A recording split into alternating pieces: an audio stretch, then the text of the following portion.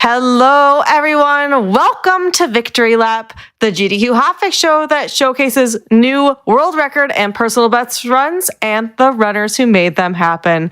I'm your host, Nuclear, and tonight I've got with me Duck to showcase his new personal best run of Banjo-Kazooie 100%. I'm super stoked about this one. But before we get started into that, I do have a few announcements. Flame Fatales will be having its next all-women's speedrunning event, Flame Fatales, from August 21st to 27th. The marathon schedule is now out. Type command FF in Twitch chat or go to Gamesdonequick.com/framefatales for more information. Prize submissions are open now until Sunday the 14th. Check out the site for more information. Also, remember your subs, Prime Gaming subs, gift subs, and bits cheered on GDQ Twitch channel help support weekly hotfix content. Please consider subscribing if you enjoy these weekly hotfix shows. All right, Duck, you have been playing this game for quite a bit. How long have you been speedrunning Banjo-Kazooie for? Oh, wow. Yeah, coming up on 10 years there. So this, I know you've been grinding 100% for a while, and this actually is a personal best that you got just a couple days ago? Yes. Are you still looking to still continue to improve this time that you've got, or? Mm-hmm.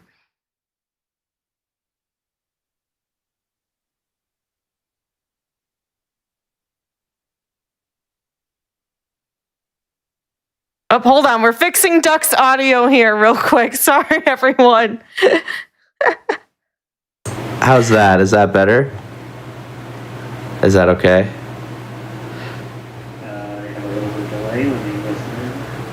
Am I muted? Or the chat's just trolling? You know how they are. You're good. You're good. Okay, cool. So you've been speedrunning Banjo-Kazooie 10 years. Yeah. This PB you just got August 7th. That's what chat missed there. And all good. So 4 days ago I got this PB, and then you asked if I was going to keep going, if I wanted to grind them down even lower. I'm thinking that I'm pretty happy with the time I got at the moment. I know I'm going to come back eventually because I can never get away from Banjo-Kazooie 100%. But right now I might put it on the back burner and start grinding some Banjo-Tooie 100%, the sequel to this game. I used to speedrun that a lot, and I want to get back into it. Awesome. All right, I'll let you go ahead and introduce your run, and let's get into it. Great. One thing I'm just wondering is if my mic audio wasn't working. I'm wondering if my desktop audio will be working. But we shall see, I guess. Yeah, we will let you know if there's an issue. Hopefully we're all good, though.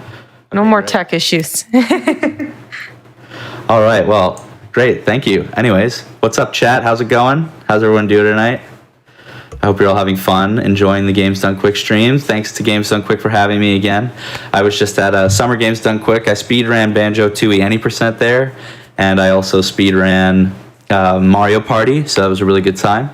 But I came home and I thought to myself, I gotta grind Banjo-Kazooie. So I came home and got to work and pretty quickly was able to bring down the time. I was actually really excited because Nuclear actually invited me to the show after I got a PB like a week and a half ago. And it was absolutely it was like a tiny PB, like a few seconds. And I was like, okay, well, it'll be fun to be on the show and talk about my PB. And then, oh yeah, the echo was probably because I'm not wearing headphones. Sorry about that. Should be fine now. So I could put on headphones, actually. That's probably a good idea. Let's just do that. Make it easier.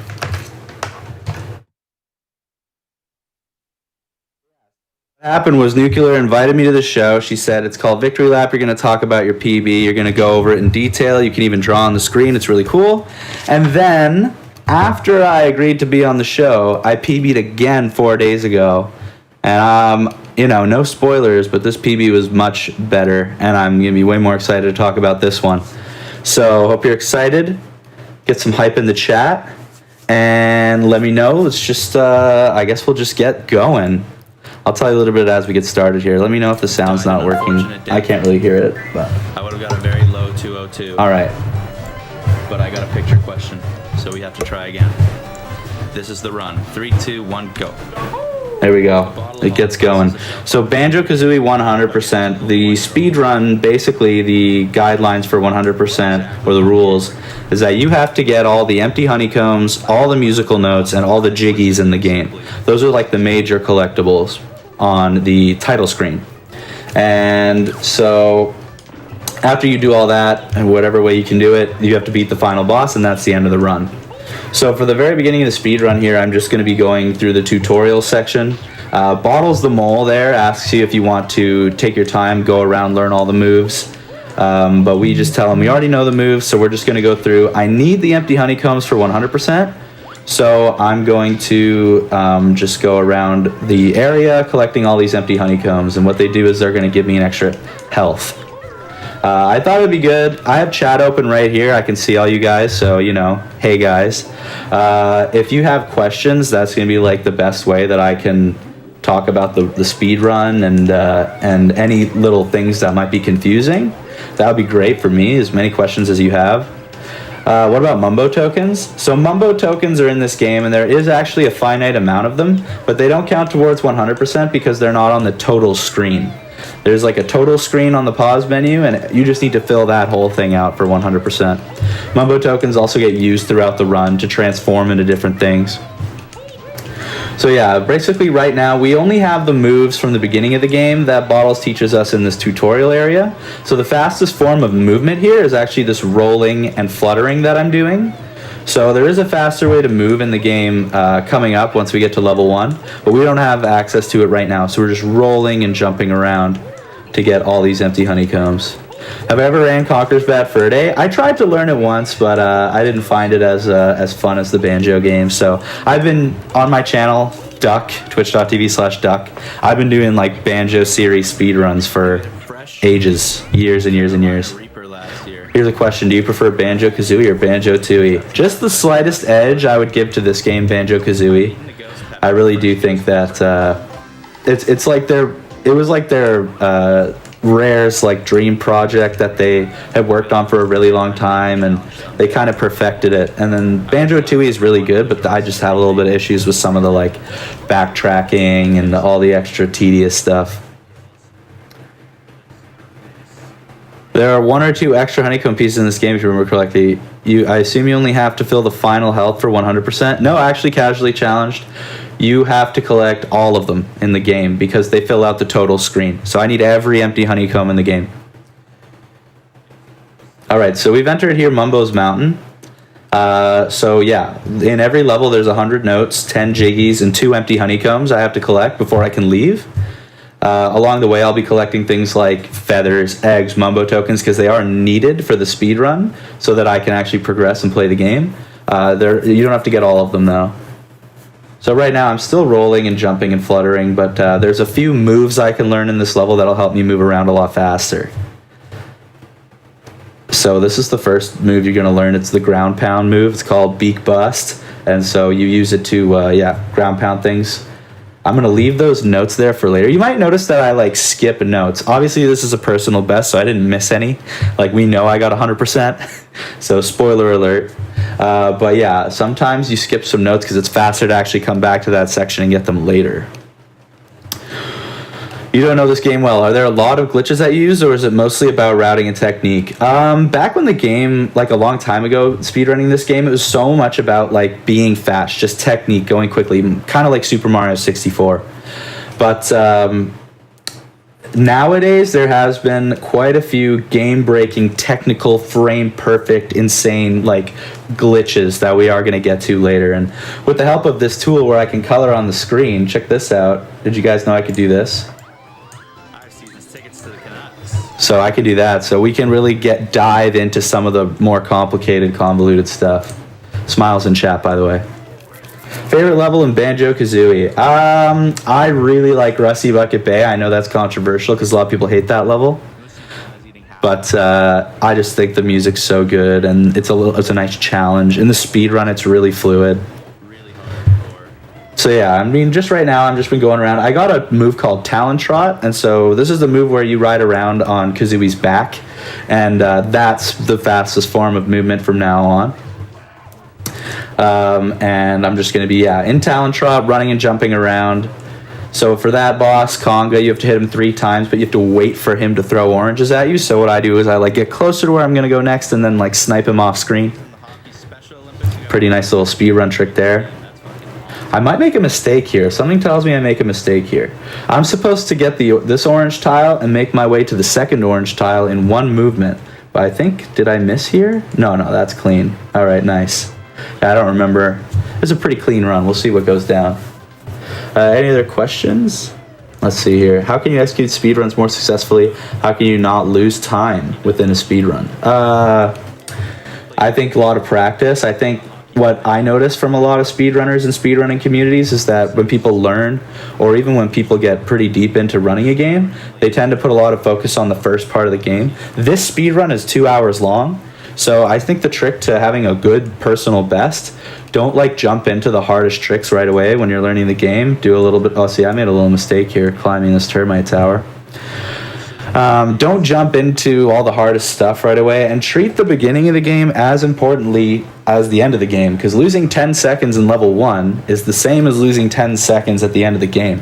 But a lot of the time it'll be like, oh, I only lost 10 seconds at the end. That's so insanely good. But if you lose 10 seconds at the beginning, you reset the game. So I feel like it's all about practicing and treating the entire game the whole way through the same. So like for a 2-hour run, like I have to constantly be practicing the last levels because you don't play them as much. What's up, Zooey? Hello. Are any of the sandcastle cheats useful for this run? Sandcastle cheats are not allowed. Is this game not faster in Japanese like most other N64 games? It's not. This game was released in the UK and the USA first, and when this game was released, there was a problems with it, little glitches that were patched before they released it in Japan. So I'm running on like the earliest release of the game, so I can do certain glitches and tricks. And if I ran on Japanese, I wouldn't be able to do those glitches. So I know you just said sandcastle cheats aren't allowed. Yeah. Theoretically, if they were, would there be any worth using in a run like this? Well, there's one that lets you there's several sandcastle cheats that let you like open levels. Inputting all the sandcastle cheats is super time consuming. Yeah. Because in the sandcastle, when you input the cheats, you do one letter at a time, and they're all over the floor, and it's usually like a full sentence. So I mean, I don't know too well, but I'm wondering if like maybe opening some of the levels early would be helpful for the speedrun. But then, they're not allowed. They take a really long time, so it's almost debatable whether you'd even using them. Yeah, that's what I was wondering, but that's interesting, yeah. Yeah, cool. So one of the glitches that was patched on the Japanese is a termite glitch. So I climbed up this hill right here without the use of the termite transformation. In that level, you're supposed to go into Mumbo's skull, and you're supposed to transform into a termite to get up certain steep slopes. That's one of the things that was patched in the 1.1 release. But since I'm playing on 1.0, I can use that glitch to my advantage.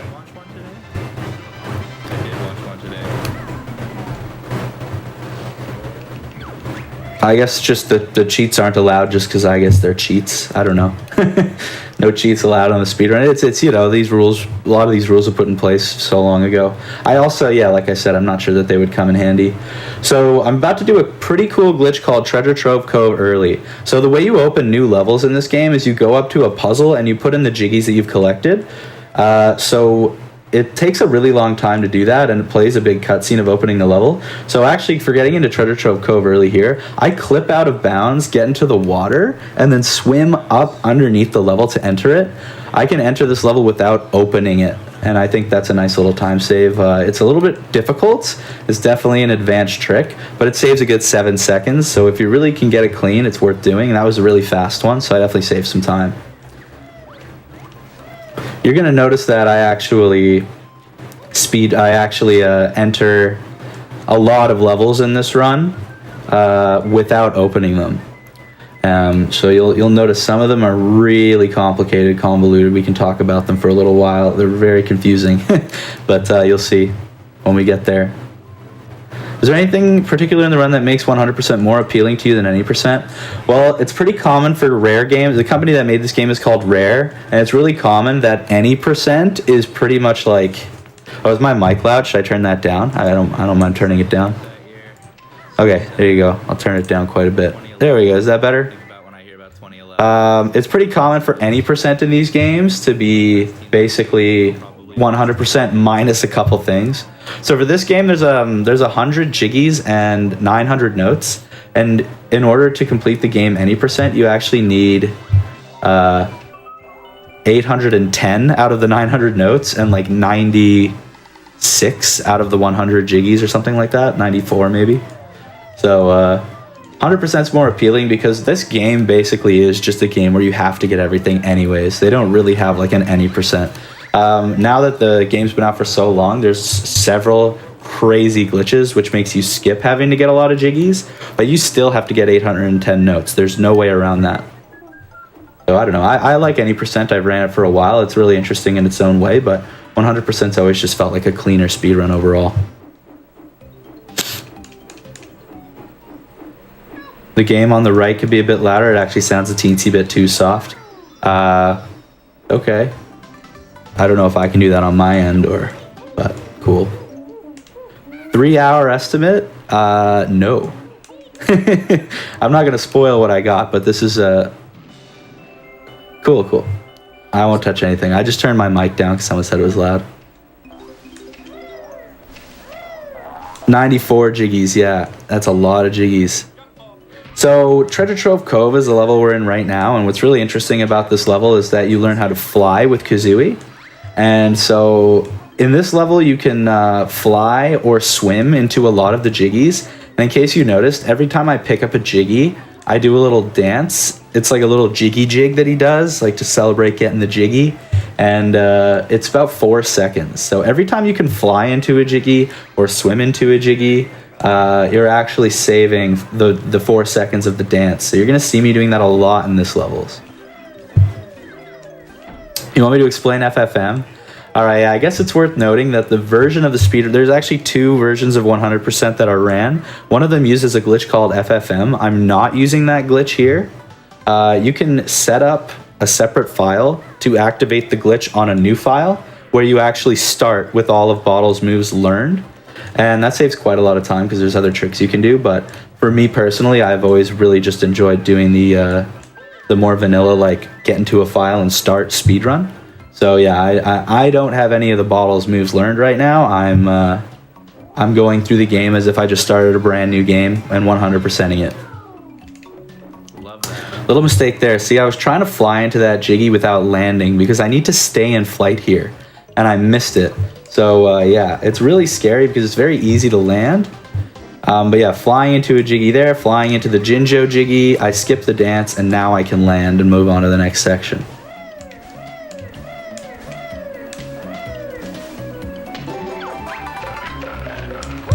Alright, so that's Snacker the Shark. I'm sure if you played this game as a kid, you getting a little PTSD right now, but it's okay, we got out. Didn't get eaten by the shark.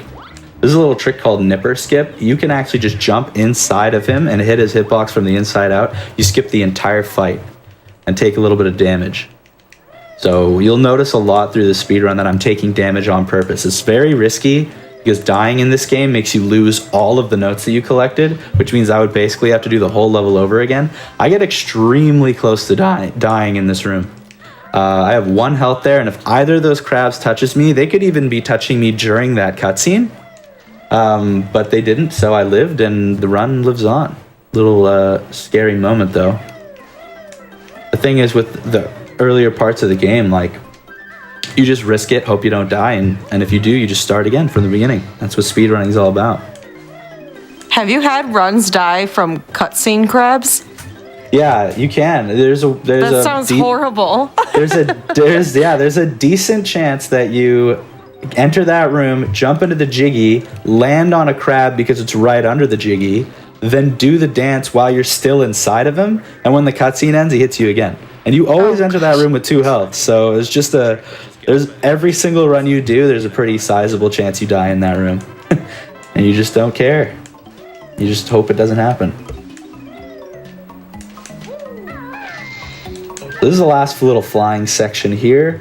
There's a few things we want to collect in flight, so we can't land for any of this. We get a Mumbo token, and then we hold up at a very specific point so that we can collect those 3 notes on the shock pad without landing. And then we're going to sneak into this alcove here to pick up this Jiggy, stay flying, because they actually put an empty honeycomb cell all the way out into the water. You're supposed to swim out and get it, but I'm going to fly and get it. Stay in flight.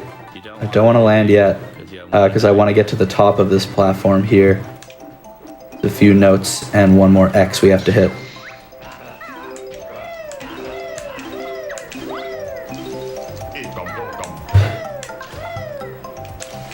Which level, from my personal experience, is the most difficult or killed the most runs? So, Gobi's Valley is very difficult for speedrunning because it is full of like tricks and glitches, and if you fail any of them, you do lose a ton of time.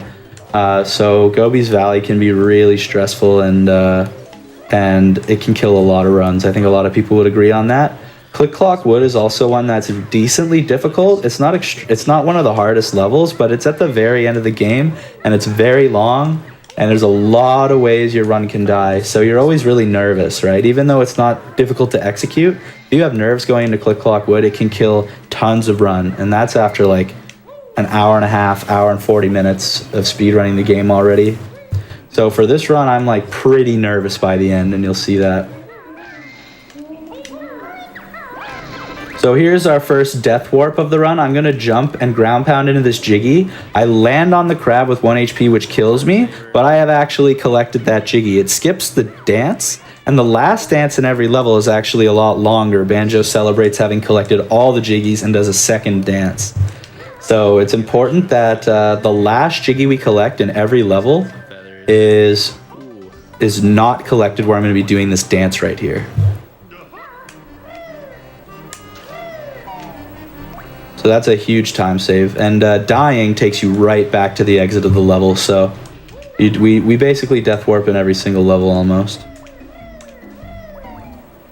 So now I'm heading back into this room because I learned Shock Pad, and we have to open Clanker's Cavern. The puzzle's up here. So we put in a few Jiggies, and we're getting ready to head into Clanker's Cavern. What's up, Injured Camel? How you doing?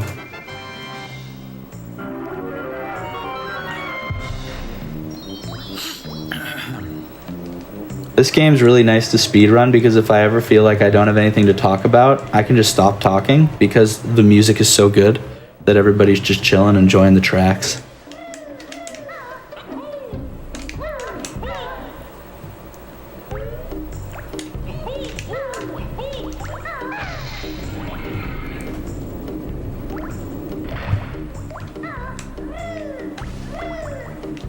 Alright, so what's important about this, the no FFM run here actually has, it's pretty important that I collect every Mumbo token that I collect, and I don't miss any, because we actually transform a lot right at the beginning of the run in this category.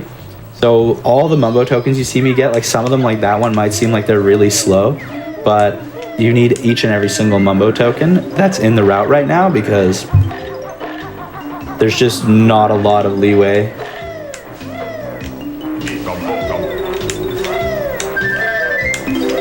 So with Clanker's Cavern, it's actually a very difficult level. I put it at one of the highest difficulty levels because everything is based on a cycle. Clanker the whale, he's like a mechanical whale. He's always bobbing up and down. And he's shooting a nail out of his blowhole. And there's all this stuff that's just happening throughout the level. And this is what's called a cycle.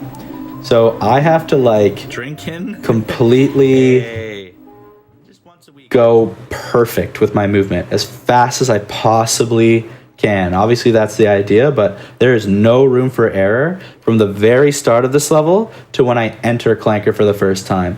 So it's really important that I make it down here fast enough to get that specific air bubble. My swimming has to be absolutely perfect. And yeah, if there's even a little tiny mistake, I lose even a fraction of a second, I will not make the cycle. I do believe in this run, I make it really cleanly. Nice, yes. This is also my favorite childhood game. Type 1 if Banjo-Kazooie is your favorite childhood game. Type 2 if it might not be your favorite, but it might be one of your favorites. And type 3 if you hate this game. I don't know why you're watching, but that's also fine. You can type 3. You drinking with the crew in a Discord call? So I've gotten everything down here. I have 22 notes. I got the green Jinjo. You have to get an extra air bubble to make it to the surface without drowning. And my swimming, like I said, once again, has to be absolutely perfect here. We're all adults here. I mean, I have no idea if that's true. Us here are adults. How often do I go Seeing through a lot of controllers? 4s in chat. I'm not sure what 4 is, but It's not an option. You're not allowed to type 4. Mods ban anyone typing 4.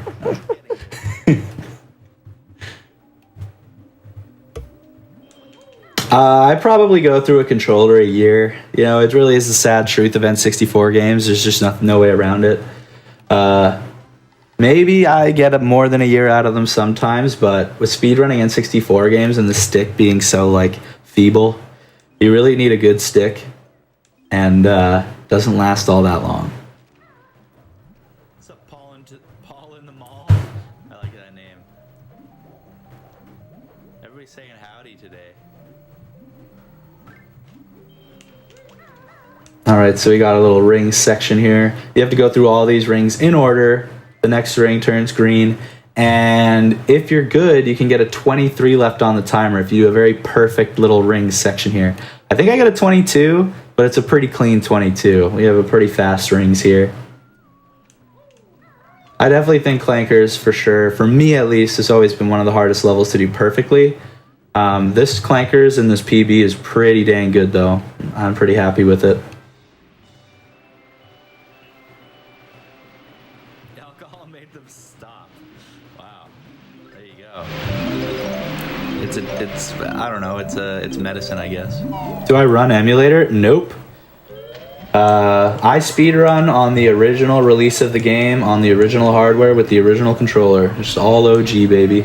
That's the fastest version, too.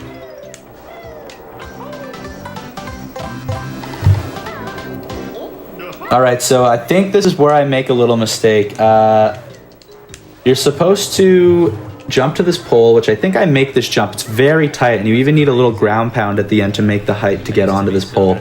Every single thing, once again, has to be completely perfect or I'm not going to make the cycle. I get hit here. I think it's already over because I get hit by that enemy. So I have to make my way around the whole stage, on the outer edges of the stage, where are all these pipes with things I need. There's a Jinjo, a bunch of notes. There's an empty honeycomb, and here we do a little nifty trick where we go in and out with a backflip. That's pretty tough to do.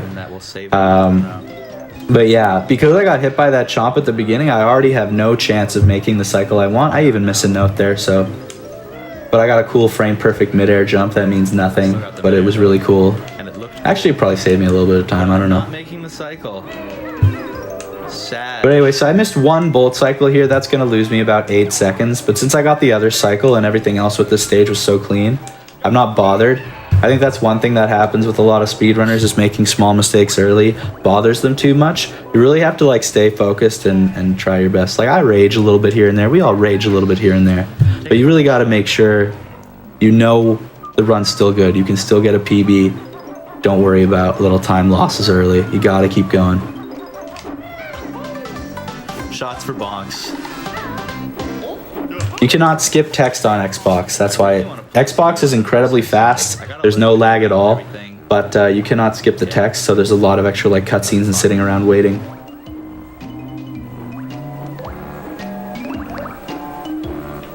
That was close. So once again, getting jiggies while flying, skipping the dance. I have to get up to this area. This is where you learn invulnerability feathers from bottles. These are gold feathers that you collect that make you immune to damage. So you're supposed to use them to go through these saw blades, but I'm really good at timing it at this point. It looks pretty hard. I mean, you probably can't see it because you haven't played the game enough, but I'm kind of just weaving in and out here perfectly so I don't get hit. 2v 100% route is like massively changed. could be really fun to pick it up again because That was a joke. There's actually no hitbox on the right side of these saw blades. As long as you just walk on the right side, you won't get hit at all. Anyone can I do thought it. You you can were do it right now. serious. I was watching. I was like, oh, really? Is that it? Look, I impressed a lot of people in the chat. Like this guy was, whoa, all capital letters. I should have just kept it, 28 or something. I don't know. kept the bit going.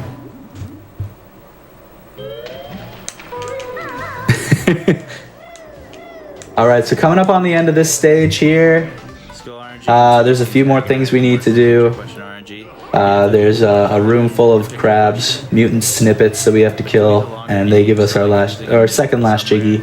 There's a pretty precise way to kill them so that I can actually end that sequence standing where the jiggy spawns. So by collecting the jiggy like during the cutscene of where it spawns, I'm actually going to be saving quite a bit of time here. Oh yeah, this is pre-recorded gameplay. We don't get to see it. Yeah, it's a PB that happened before. We're just going over it. I'm answering any questions chat might have about banjo speedruns and having a good time. So yeah, by killing those crabs with the eggs, I can actually position myself right where the jiggy spawns, right when the cutscene ends. So I saved a bunch of time doing that. Yeah, it's always So near perfect clankers. I missed one bolt cycle. Everything else was super clean. Really happy with it. like a glitch hunter. But I do. And the way that we death warp in this stage is we're actually going to drown. So if you notice on the left side of the screen, right here, first time drawing. Okay, so this is my air. Each one of these blue air things takes about 10 seconds to go away. So everything I have to do here before I drown, I have 1 minute to do it. There's some notes I have to collect to get 100 notes. There's one more empty honeycomb I have to collect to get the last empty honeycomb. And there's a jiggy I have to get, which is quite far away. For beginner speedrunners, this can be pretty intense, but if you know what you're doing, you actually have quite a bit of leeway. But it's still always pretty scary to watch for if you haven't seen it before. Blunnycombs. I wouldn't have to learn too much. Where might one go to learn more on this run? Well, I'm always speedrunning banjo games on my channel. If you want to follow me on Twitch, twitch.tv/duck. There's also a banjo speedrun Discord. Oh, he's just preemptively blurring my chat because there might be some curse words. Yeah, you can also join the banjo speedrun Discord. Pretty easy to find. You can find it on like speedrun.com/banjo. The whole banjo series is there with a bunch of tutorials and resources for you. Moving some files around. He's just worried that as soon as Simple Flips entered the chat, he censored it. Let's just say that. Like internet files or like. But I don't know if he even says anything bad, but it's all good. So anyways, I'm opening Bubble Gloop Swamp now. One of the biggest differences between FFM and no FFM 100% is that Bubble Gloop Swamp is not going to be the last stage. I'm going to be doing Bubble Gloop Swamp next. In FFM, you actually take the B from Click Clock Wood and go to Bubble Gloop Swamp and do it at the end. But, yeah. Bubble Gloop Swamp is more traditionally where it would be placed in an actual playthrough of Banjo-Kazooie, which is like level 4. There's no actual order to the stages, I don't think. I think as long as you have the jiggies you need and the notes you need to progress, you can do whatever you want, but...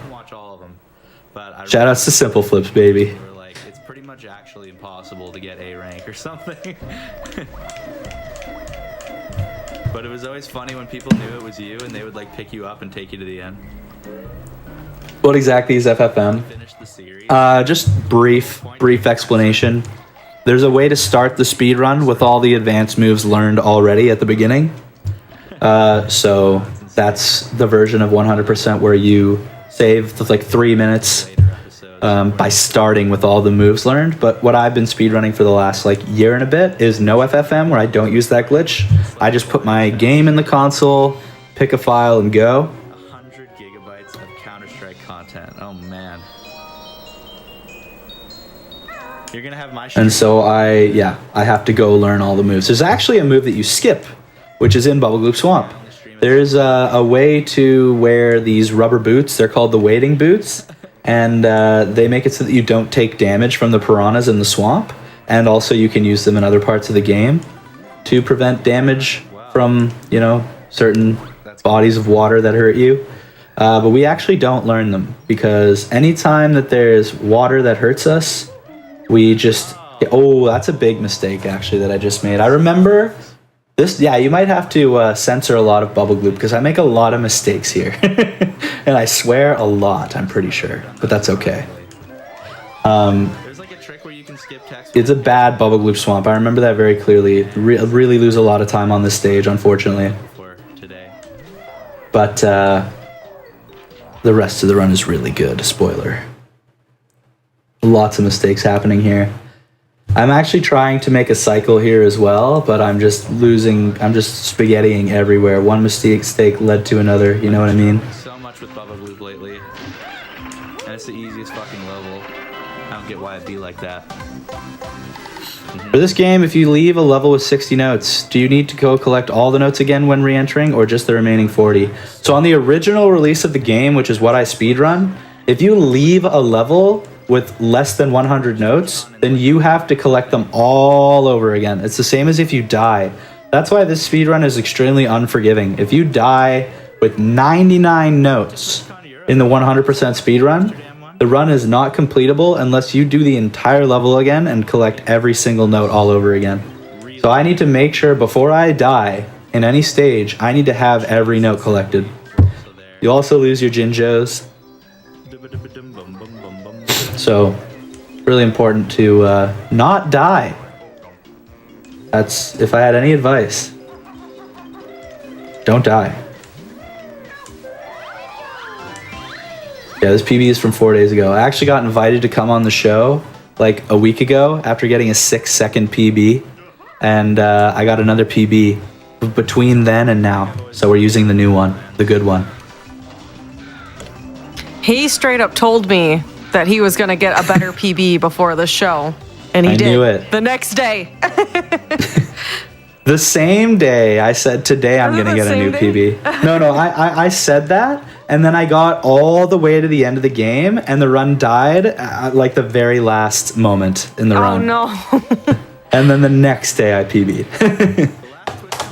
So I knew I was on fire. Like I was, you know how speedrunners sometimes get hot, get multiple PBs in a row. I was in that zone, and I knew something big was coming, and I'm really happy it did. Feels good to get a good PB as a speedrunner. Obviously, that's why we do it. You weren't supposed to tell anyone about the kissed part. What's a Jinjo? I don't know what they are. They look like kind of like gummy bears. There's 5 of them. Grunty put a curse on them so they can't move, but when you touch them, you free them. If you get all 5, they give you a Jiggy, so obviously I need to get all the Jinjos to get all the Jiggies. Everyone was allowed to bring +1s, and it was like you couldn't even walk. It was just... Bubble Glue Swamp, in general, there's probably not a lot to talk about, really. It's just, you know, the gimmick here is you're in a swamp, and there's piranhas in it, and they're hurting you. And there's a couple of like really long, kind of tedious mini games I have to play, and so it's one of the longer stages, but it's uneventful in a way. Oof! Didn't mean to take damage there. Yeah, this bubble. Oh yeah, and even though I was attacking that dragonfly, jank caused me to take damage. I can't even tell you what happened there, but yeah. A little bit dicey here, being at 1 health. I'm definitely supposed to be at like 3 health. And health management is crucial in this stage, so this is why I lost tons of time. I need to figure out a way to get the health that I need to make it to the end. And there's no really good way to do it. The world record of this specific category is 1 hour, 59 minutes, and 16 seconds.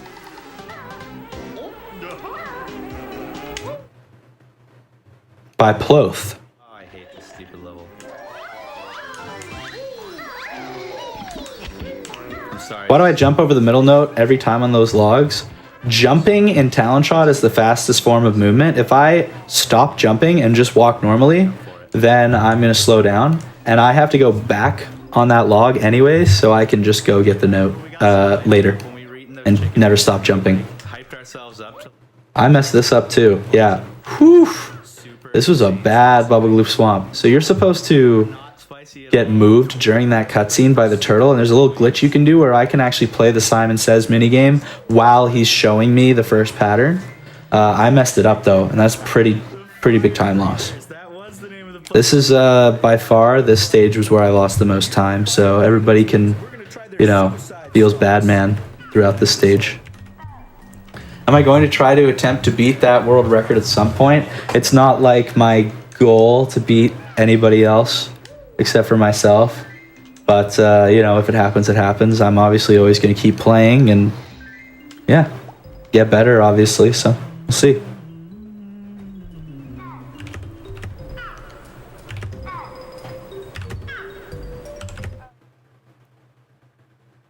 Okay, chat, I'm going to ask you some questions, okay? The common questions I get. Favorite Banjo-Kazooie level?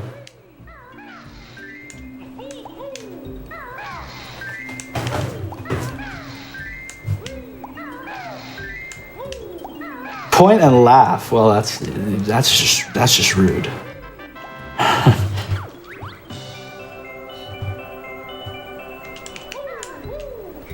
Your life has changed a lot since then. You went to Facebook. You came back to Twitch.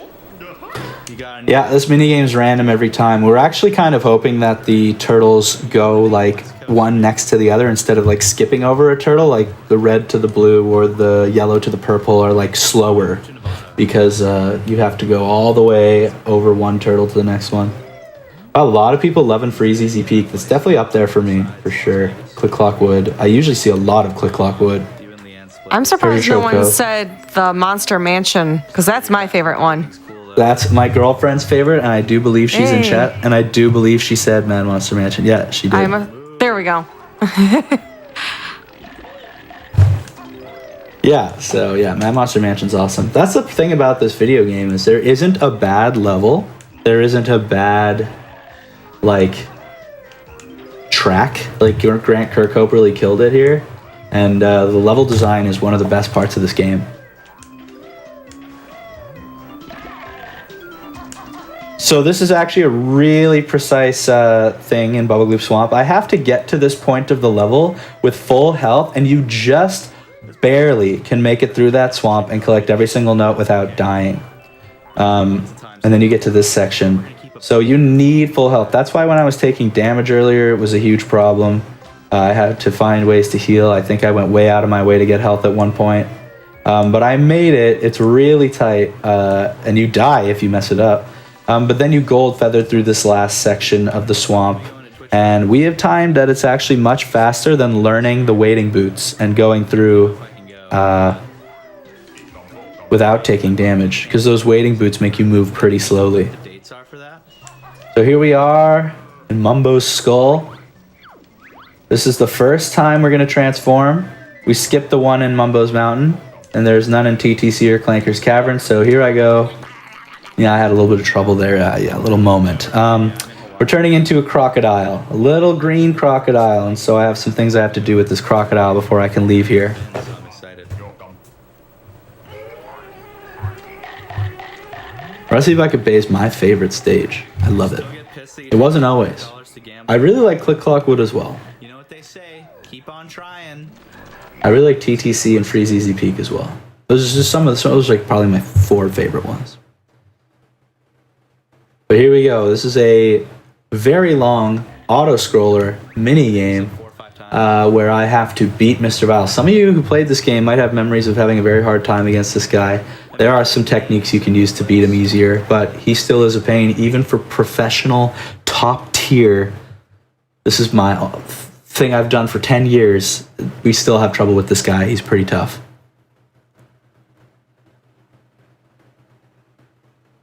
Oh, I don't sing the Vile song. That's very interesting. I think I was talking to Simple Flips. This is this is where we talked about something really important. No washing machine yet. I think we do actually get a washing machine in this PB, and it's pretty funny, so I'll tell you when it's coming up. For those wondering what a washing machine is, there is a 1 in 40 chance that when you go to transform at Mumbo's skull, he will accidentally turn you into a washing machine as like a little joke, a little Easter egg, and then he'll turn you back into Banjo-Kazooie, and then he'll turn you into what he was supposed to turn you into. And it's really funny, but it loses 10 seconds, so we hate it when that happens. And yeah, 1 in 40 chance. I changed 5 times in the run, and I do believe we do get a washing machine. New York to the Aria, you can pretty much walk anywhere in Vegas. It's like a very small place. And then I remember going there like in the evening, and I guess I played poker for a couple hours, maybe like a while. I actually made a couple $100. I had a pretty good poker session. But I remember I was walking back to New York Vile. at Vegas at night. Yep, that's what's going on. So yeah, there's a few items in this room. Since it's an auto-scroller, a lot of the times in speedruns, when you have an auto-scroller, you're trying to do whatever you can that's useful. So I get all the items in this room and everything that I need before I actually bother trying to do this minigame. What's most important about this minigame in order to beat it is that you don't need to get a lot of Yumblies to win. The trick to winning is to get more Yumblies than Mr. Vile. So it's more important, even if you see like 4 right next to you, it's more important to always just get the one that Vile is going for, because then you get one and he doesn't get it. So a lot of people just run around collecting as much as they can, but it's more important to prevent him from getting them. There's a little pro tip from your boy.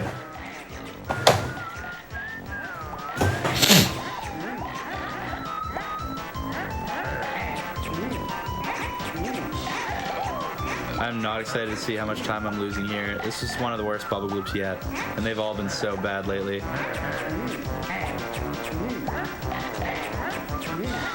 Well, I hope you're enjoying it, Jerome the Nut.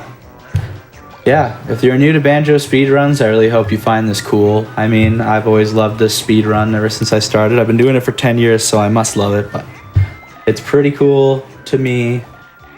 I know Nuclear and Spike are big Banjo speedrun fans as well. Pretty good speedrun. Don't tie me.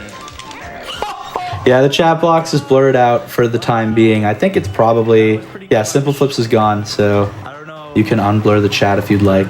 I mean, unless you just want to keep it blurred in general, because it's chat and they could say anything, but... I'm losing a lot of time here. I think they're pretty good. A lot of time. That was a crazy save, though. So, if you don't know this, at the end of that Vile minigame, it switches to red after the last second. So, when the timer... Alright, and that's the end of Bubble Loop Swamp. There's a couple of... These notes under here, you actually can't get them as Banjo and Kazooie. You have to get them as the crocodile. That's what they're there for. So I'm going to get some notes, a couple extra Mumbo tokens that are right next to each other, which is pretty fast. The last Jiggy, and of course we always death warp, so this dragonfly is going to chase us around while we get the last few notes here, and then, yeah. We'll die to that dragonfly, having 100%ed Bubble Loop Swamp. And we leave as the crocodile. I lost a lot of time there. Feels bad. So sad. But I never give up. Never give up, chat. It just never seems to go well. Alright, so you obviously, something that's worth noting right here actually for later in the run is that you can't take any transformation out of this area, out of the area of the level where it's intended to be used. So as soon as I leave Bubble Loop Swamp, I can't make it very far before Mumbo says, hey, you can't be a crocodile outside of this room, right? So that's important to know for later because we actually bypass that and we take a transformation way out of where it's supposed to go, and it breaks the game in a huge way. So you notice here on my splits, this split is called Start FP1. So the next stage is Freeze Easy Peak, and because I'm doing no FFM, I have to visit this level twice. In Banjo-Kazooie, you can 100% every level you enter the first time you enter it, except for Freeze Easy Peak or Gobi's Valley. Because there's a move that you learn in Freeze Easy Peak that you need in Gobi's Valley, and there's a move in Gobi's Valley that you need in Freeze Easy Peak to 100% it. So one of the stages has to be visited twice, and for me, it's Freeze Easy Peak. But Freeze Easy Peak 2 is not for a lot later, and you'll see what we do when we come back to Freeze Easy Peak for the second visit. Is that a preference thing to do freeze easy peak first then, or? It's much faster. Okay. Much faster, yeah. All right. It would be preference if you were just playing the game casually. That's the thing about it, is like there's no way to bypass it. Like even if you're just playing the game normally, you have to pick one to come back to. We've been live for 58 and a half hours. So right now I'm doing a glitch. This is the Twinklies mini game where you're supposed to, like, I guess, Or something right now. you know, pave a path for these guys, kill all the enemies, you know, escort these Christmas lights to the tree. But if I kill the first guy and then get them all off screen, the other ones never spawn, and the mini game just finishes as fast as possible, and none of the light bulbs get stopped on the way. Everything with lemon, all the girlfriend content. And then after that, you have to shoot the button on the pod of the tree. You can do it off screen with a little setup. Guys, I hate to say it. And now I have to fly through that star 3 times, and then finally the Jiggy will spawn inside the tree. Quickly, I'm going to be learning the move Beak Bomb, which is very important, and it's the move that you need to 100% Gobi's Valley. So I'm going to be doing a very difficult trick here called YOLO Star. By landing on the tree, jumping and double jumping back through the star, then ground pounding to go through a star the 3rd time, I can go through the star 3 times. The game doesn't think there's any way you could have done that without being in flight. So after the cutscene ends, you stay flying, even though I very clearly landed. Now, I mean, It's a YOLO Star right there. If you've ever played a game like that, it's pretty amazing. But if you've played, there's 3 other games like that that are really, really good. So, like, you notice the problems with the quarry when you think about those. What are my thoughts on Nuts and Bolts? I don't like that video game. I didn't really like it very much. Actually, really. I know some people like it. Way better. If you compare Until Dawn to the Quarry, it's like completely not even close. No one in their right mind would think the Quarry is better than Until Dawn. I guess the idea was that they were trying to make a game like Until Dawn. I mean, obviously, right? It's very similar. What newer game would I say is holding its value? What year frame do I have? Okay, so this part of Freeze Easy Peak, people might remember having a lot of trouble with this. It's a really frustrating thing, which is aiming your beak bombs. The only way to kill these snowman enemies is you have to beak bomb the little X on their top hat there, and this is pretty difficult to do. The trick to it is that wherever the camera is pointed, he will always beak bomb to the center of the screen. So you have to kind of line that up before you use the move. Okay. So I have to go around the whole stage right now and kill all these guys. And then I take myself out of flight and take damage intentionally here, or the death warp at the end of the stage. X2 was pretty fantastic. Am I into Kingdom Hearts by any chance? Actually, yeah, Kingdom Hearts is like one of my all-time favorite series of video games. Did Fall Guys come out after 2020? Fall Guys is really good.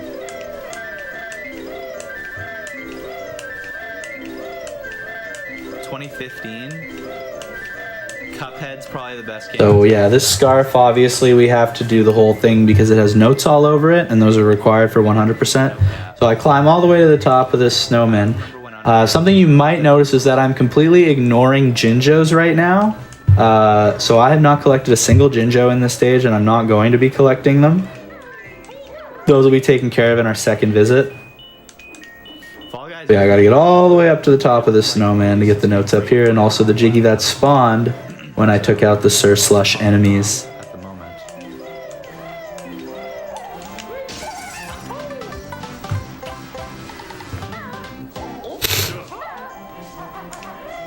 Fucking ice. So now I'm gonna fall pretty far, take a little bit of intentional fall damage.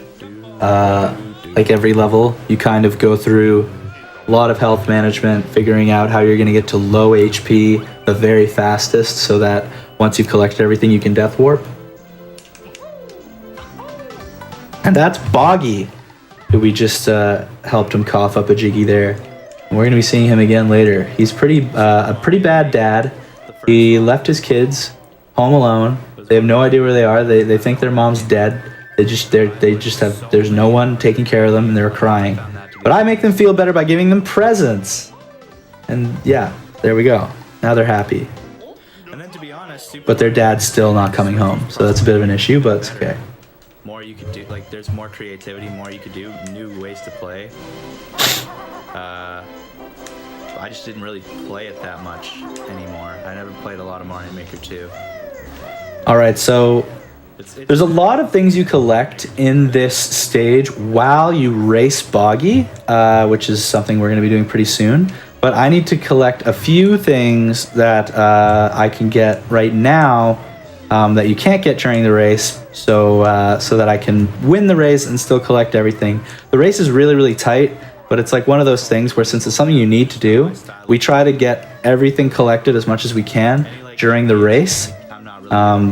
So yeah, we really try to limit what we have to collect before that. And ladies and gentlemen, we got a washing machine. I'm really angry because I got a washing machine in my last PB. And need I remind you, there's a 1 in 40 chance and it loses 10 seconds. And I got a washing machine not only in my very last run that I did, but also on this stage. I don't know what the odds are for that, but there we go. On a pretty good freeze easy peak, there goes 10 seconds. But hey, now I can show it off at Victory Lap. Type 1. Guess what? I don't have time save anymore.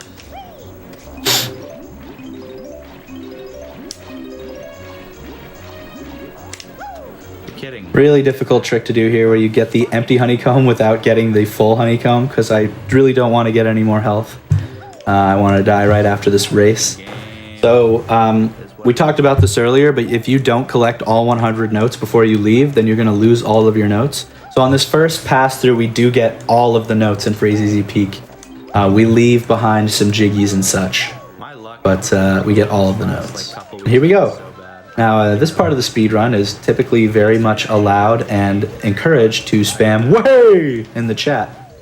So feel free, go ham. Spam as much as you would like until the race is over. Is that Wahey with an A or an E? With an A, of course. You can do whatever you'd like.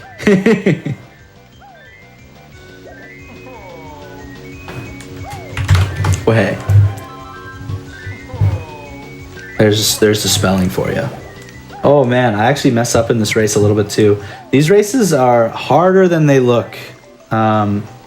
Obviously a lot of maneuvering to get all the stuff I need. I missed a lot of stuff, and you really don't want to mess this up because Boggy has some rubber banding physics, and you try to abuse it perfectly so that you don't lose, but you also can collect everything you need.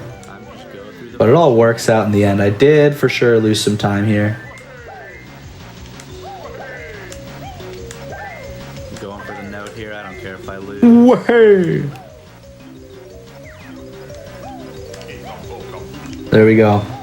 Got everything I wanted. There's something weird about the... Oh, maybe I could have. I don't know. And we win the race. Just at the end. We sneak by him right at the finish line. A little intense. What's up, Meowix? What's up, Craig? You must now immediately stop spamming Wahey. Okay, anyways, talk to the walrus here. He'll only give you this jiggy if you are transformed into the walrus. He gets freaked out by Banjo and Kazooie. Chance of that happening. I get the last few notes. There's a Mumbo token in the water, and then as fast as we can, we're gonna death warp after we've collected everything. Again, I lost a bunch of time on the split. Too bad, so sad. Time to save here. Get another washing machine. Pretty unfair. But things start really picking up on the back half of this speed run, which is why you should never give up, especially in a long speed run. A lot of things can happen.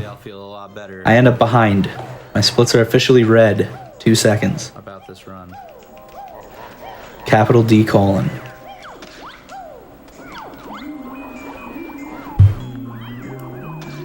So, I'm leaving the Freeze Easy Peak area, so I must be de-transformed back into Banjo and Kazooie.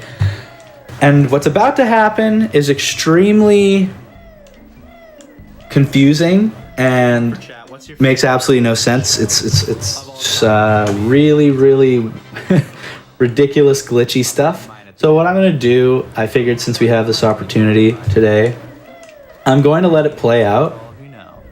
It's a trick called Mad Monster Mansion Early. And I'm going to let it play out, and then I'll go back. I'll look at chat if you have questions, which you will. And I'll try to explain a little bit about what's going through my head during this section, because this is a really good opportunity. I don't even get to talk about this while I'm streaming because it's so confusing and I'm in the middle of a run, so I can't like talk about it too much. And it takes a really long time to explain, so we can actually have a really good deep dive into Mad Monster Mansion early here. So I'll just give you a little bit about the history of the trick first. This is one of the tricks that had a bounty, like people put money on it. If you could find a way to enter Mad Monster Mansion without opening the level, you would make bank. And someone did find a way. His name was the 8-Bit Beast, and this is what it looks like. So this is how you enter Mad Monster Mansion without opening the level.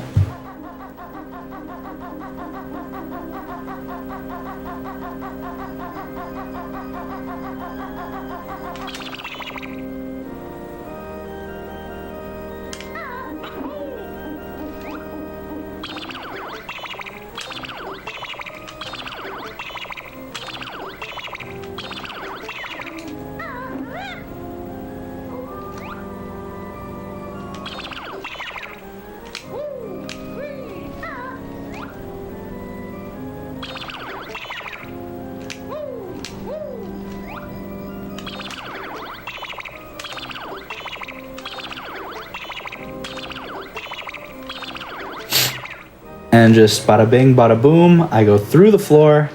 I'm now in the stairs, under the stage, I can jump right in. It wasn't a super clean Mad Monster Mansion early, but it was good enough for me.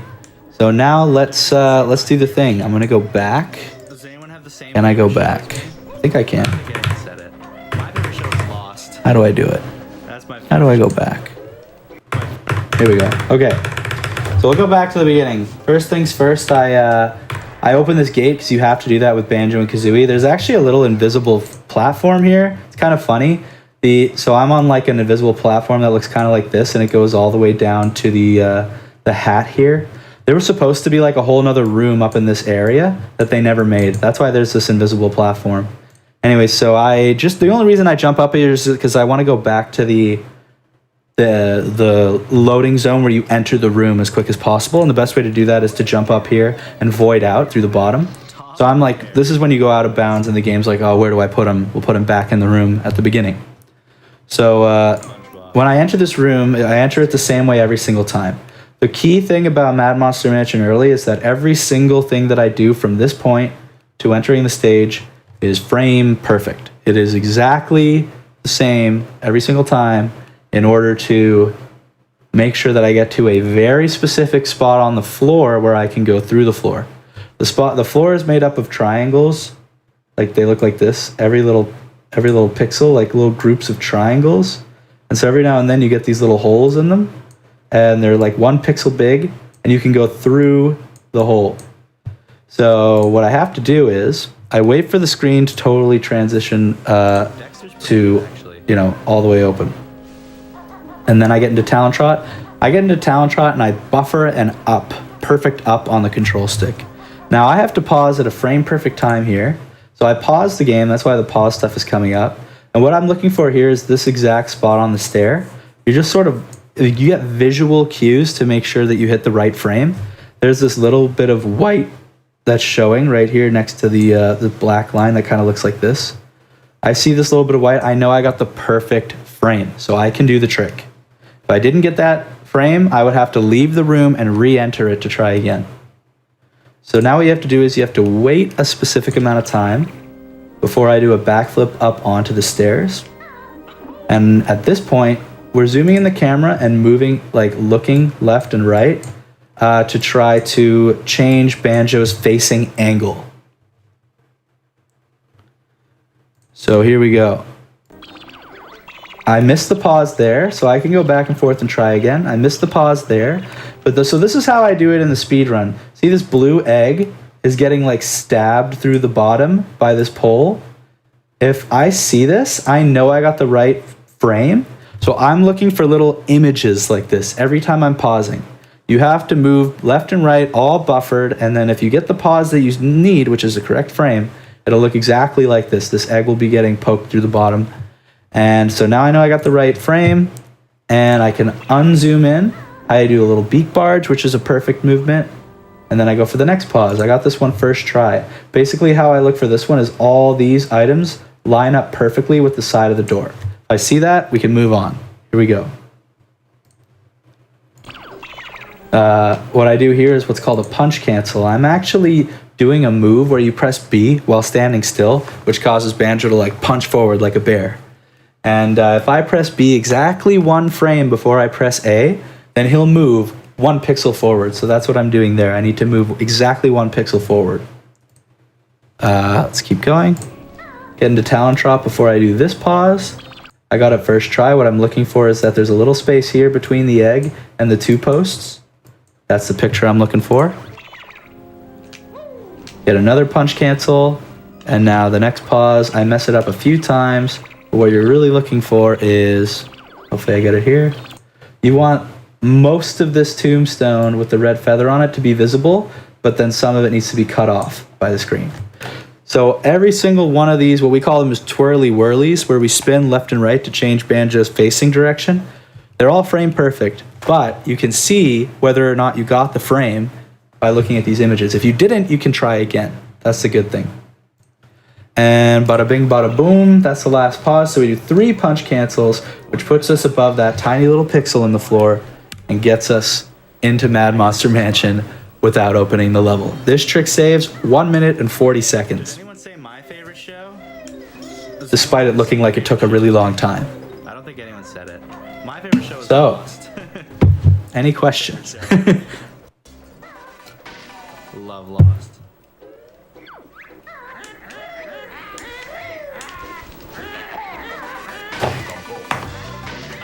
Not a lot of crazy glitches like that in the speedrun, but when they were found, there's now a couple of them. We'll get to another one later. Me too.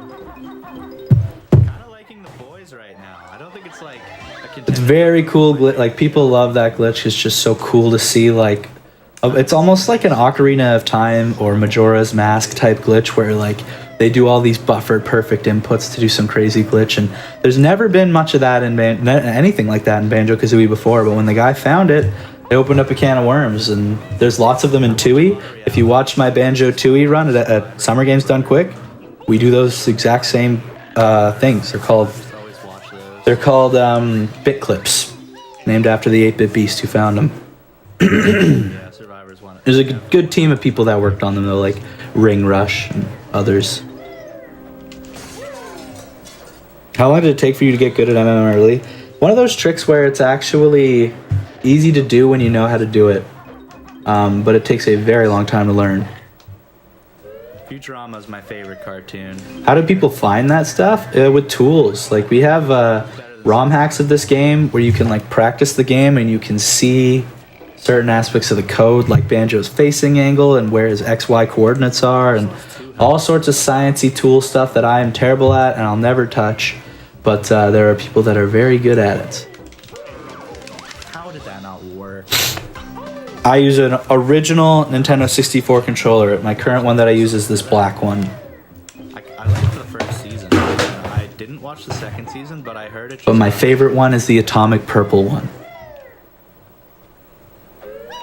Resources or advice that I can give to someone who wants to start speedrunning this. I mentioned it earlier, but there is a Banjo-Kazooie speedrunning Discord. There's also, I have a Discord, discord.gg/Dixcord. You can just join it by typing that into your URL. You can follow me on Twitch, twitch.tv/duck. I'll answer any of your questions, you know, if you want to start speedrunning a Banjo game. I've been doing Kazooie and Tooie for many, many years. Speedrun.com/banjo is going to have tons of resources for you as well. There's like lots of YouTube videos and written Google Doc guides and stuff like that.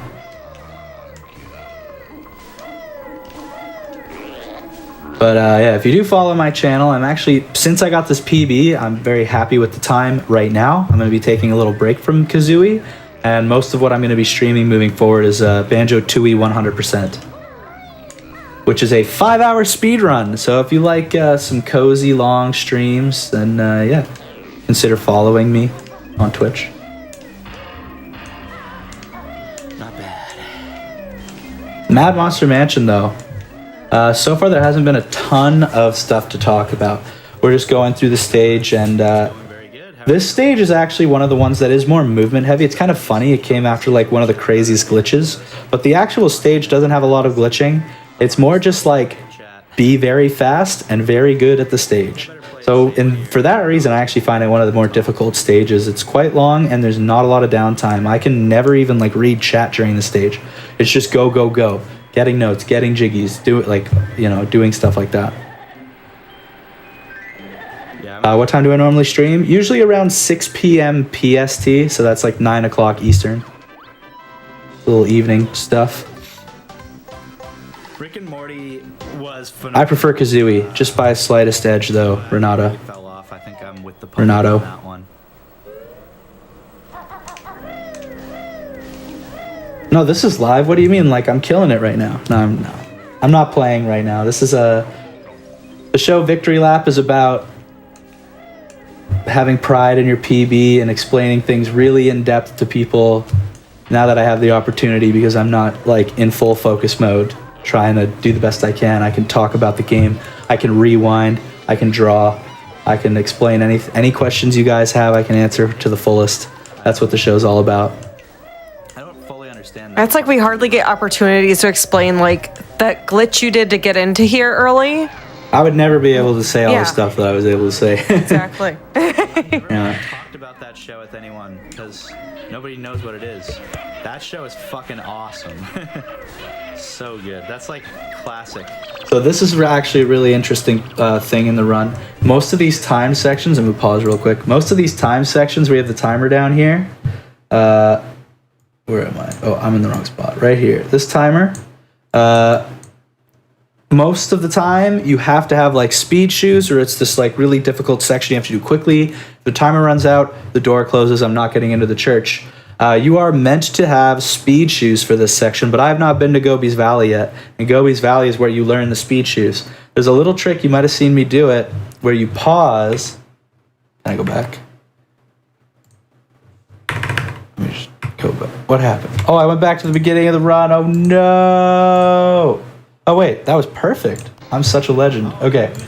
Yeah, so you're gonna see me pause twice. Talked about that show with anyone because So see, I jump through the speed shoes and they say, you can't even use us.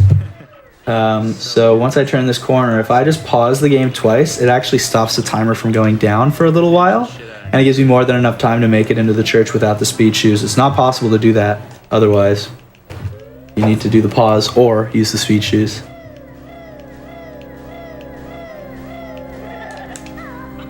So inside the church, it's a little bit of another just tricky movement and execution section.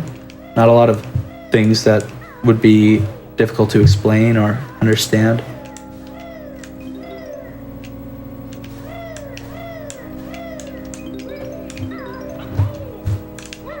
If Hailfire Peaks wasn't such an incredible level, you'd like Banjo-Kazooie more than Banjo-Tooie.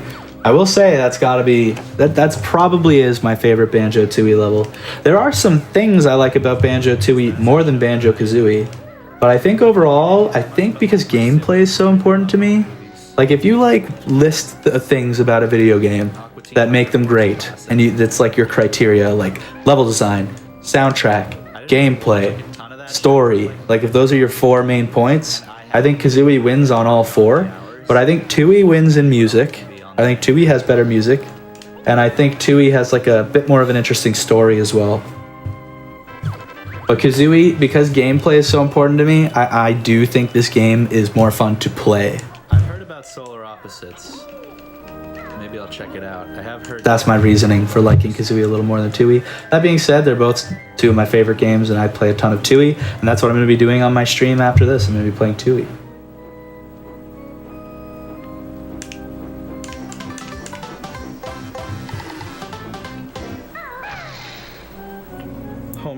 So the piano minigame you just saw me do, that's the same every time. It's supposed to be like a Simon Says, but if you already know the pattern, you can just do it way before he does, which is what I did. And then falling from here, we're going to take intentional damage again because we have a death warp to do. This part's a little sketchy. I'm trying to get around this ghost, but I make it around him without taking damage, which is nice. It's a little safe to leave the church with 2 HP. So I've done everything I need to do inside the church, and we move on. Tim and Eric, yeah. Watching Tim and Eric on Adult Swim in the I never run nuts and bolts. Never been a fan. It's like you're on drugs. I saw Tim and Eric live. They did a But live people do speedrun nuts and bolts. with Dr. Steve. If you're interested in nuts and bolts speedruns, there are streams out there. The Banjo speedrunning Discord covers every single Banjo series game. And so does speedrun.com/banjo. It covers every single Banjo series game and every speedrun. Hello, Butty.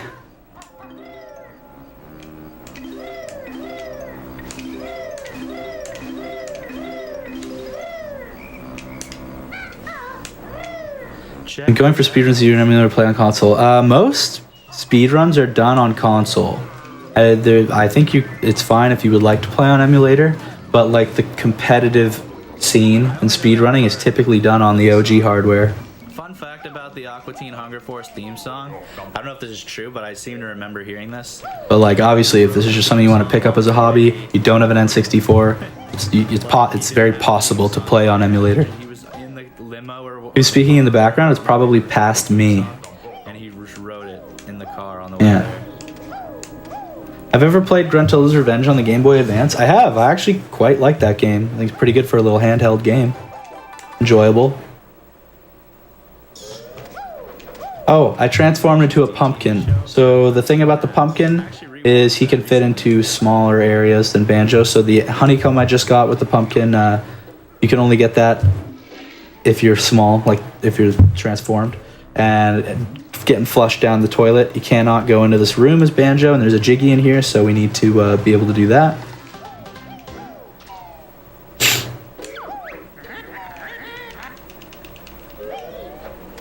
How do I know these erudite facts? Is Diddy Kong Racing in the Banjo series? No. Diddy Kong Racing would be in a separate speedrunning realm. It is a very popular speedrun, though. So, Banjo is in that game.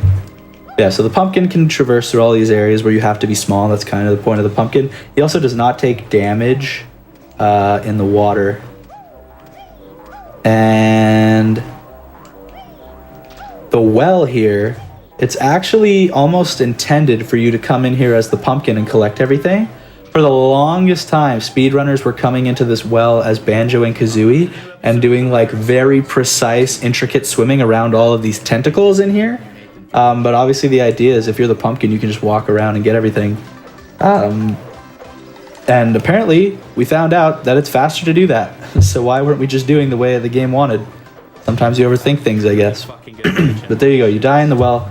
I got everything. That mansion was pretty good, and we're back in the green. I'm not gonna lie. I'm really happy with that mansion. That makes me feel a lot better about the run. I'm glad I'm back in the green. Been having really like pretty solid mansions lately, which is, you know, it's always been a bit of a weakness. So the reason I had to open the gate with Banjo and Kazooie before entering that stage is because the pumpkin can't do it, and the pumpkin needs to enter this room. It is not possible to beat Banjo Kazooie without entering this room and raising the water here. I like Big Brother. As far as we know, to this day, there is no way to beat the game without doing this. You know, there was a whole like 5 years, like recently, where I like didn't watch any fucking TV. And I actually reset the game there because my speedrun was bad, and April Fools, I didn't PB. It was a joke the whole time. Because basically all I would ever No, watch was this is for like 5 years. This is an intended reset. Talking about It prevents you from having to transform back into Banjo and Kazooie and make your way all the way back through the lair. Netflix. I just By resetting the game and going back into my file, it puts me back at the start of the lair, and I'm already Banjo and Kazooie. I'm not the pumpkin anymore. There's a Magic Weaver. nowadays when people Do I know about Project Dream? I do. I actually go out and do it. Most of the time I'd just be like, yeah, cool, sounds like a cool show, wow. I would never actually watch it.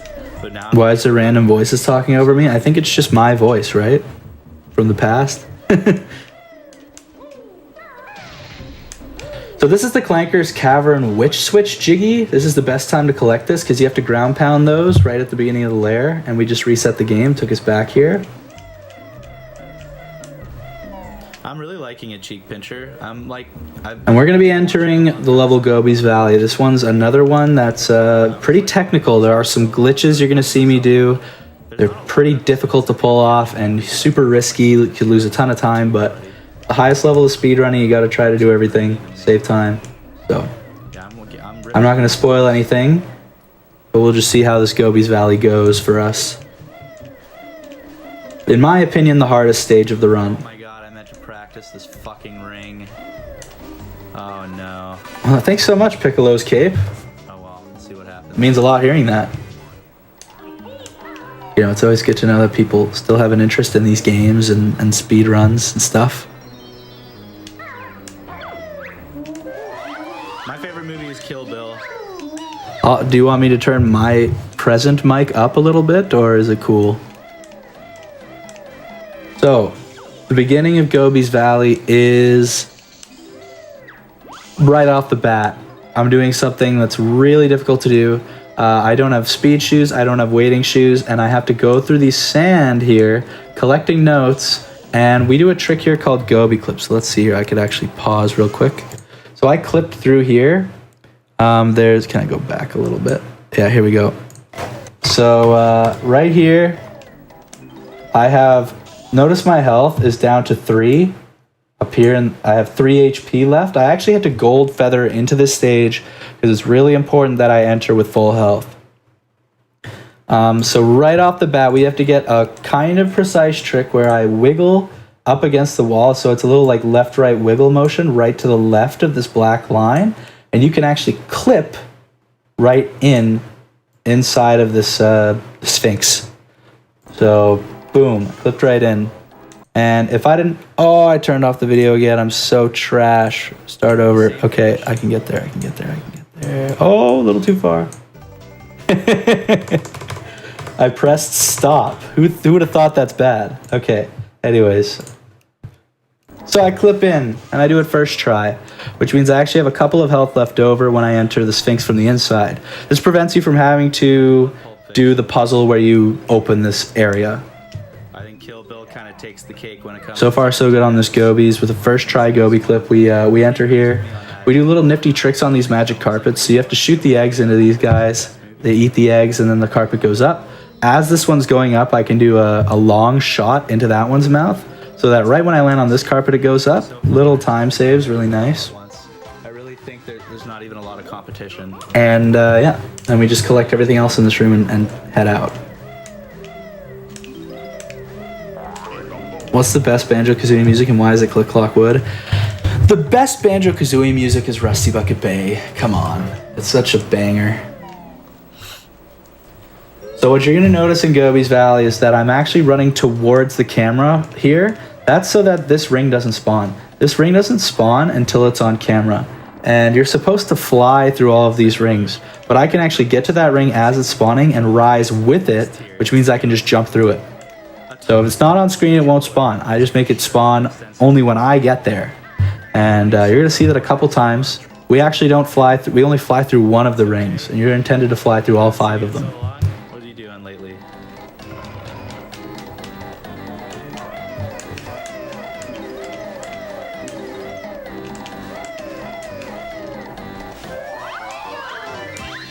This switch here actually makes an empty honeycomb appear, so it's mandatory to hit that switch because I need all the empty honeycombs.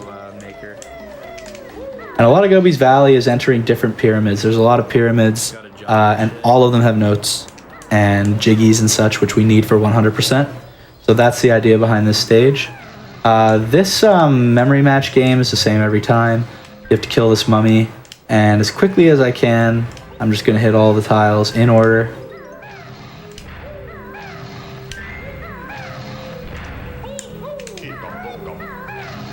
Gooner, I cannot answer that question. It is a family-friendly channel, but DM me. TTC is really good music as well. But I find it's easier to speedrun while talking and interacting. Watching some other runners, they go quiet often in their runs. Oh, so one thing that's really important to mention, I got 68 remaining on the timer in that minigame. You can get 69. Very unfortunate, I did not get 69 this run.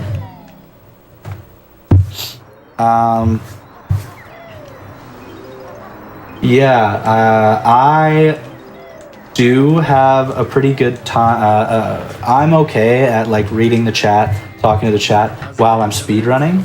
But Pretty good lately.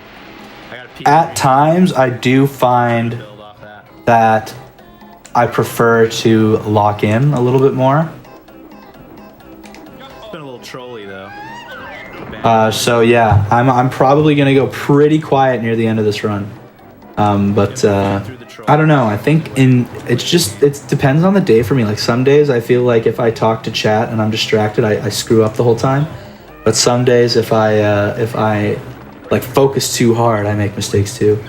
So a little nifty trick here. I bounced off the wall to land right in front of Bottles. He taught me the speed shoes and he refilled my health to full. He always does that. If you're low on health, Bottles will give you HP when you're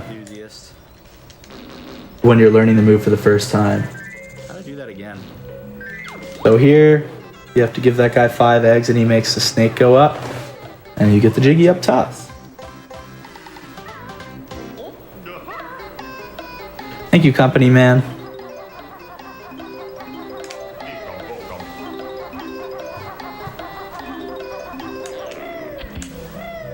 We also have Banjo and Tooie on the Game Pass. Do I play on that sometimes? Sad Hannah, I do speedrun Banjo Tooie as well. That's my plans for ever since getting this PB. I'm planning on doing Tooie 100% speedruns.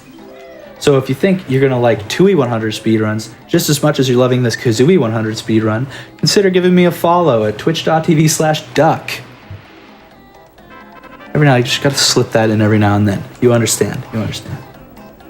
So this part of Gobi's Valley is for sure the hardest part.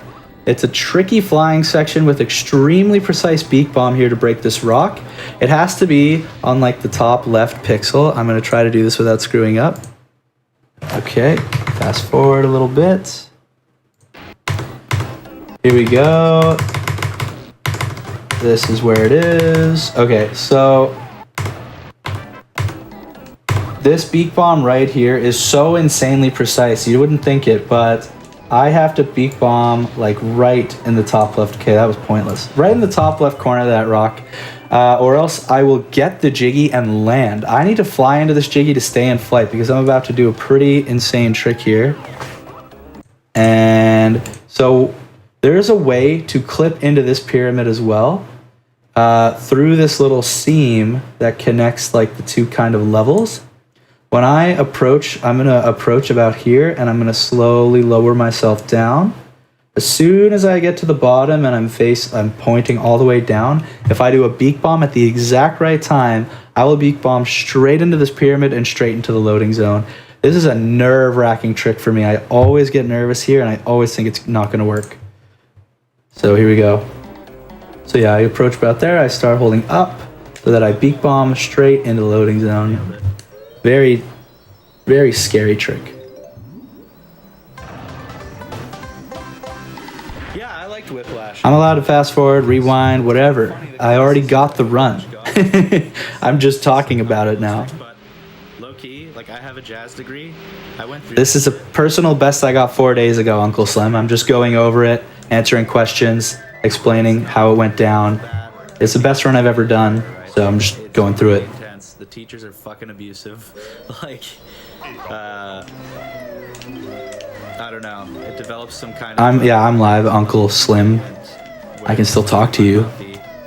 How you doing? Where you're like making your So once again, getting these rings to spawn only when I arrive there so that I can jump onto them and jump through them.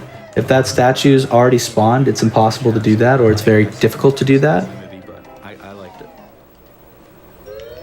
So Gobi's Valley is just full of like, I don't know, for me, hardest level, full of difficult glitches, and they're hard to do, and if you mess them up, goodbye, like, huge amount of time. I currently, right here, Crooked Cop, am watching a VOD. Yeah, the thing that I'm watching is old. Me right now is right now.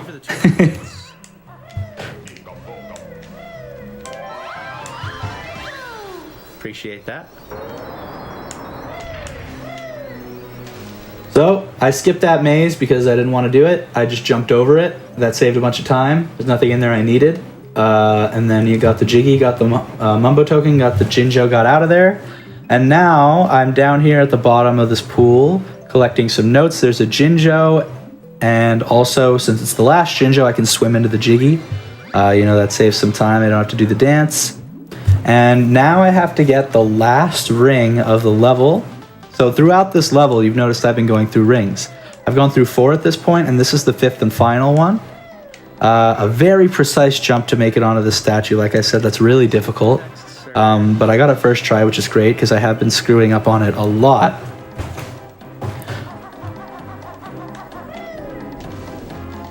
This is a little trick. It's almost like a glitch where this guy can deal like a ton of damage to you. So I just took 4 damage at once, which is really good for the death warp at the end of the level. It's optimal for me to have taken 5 damage there, but it's really hard to like actually pinpoint how much you're going to take. We don't really know how it works yet.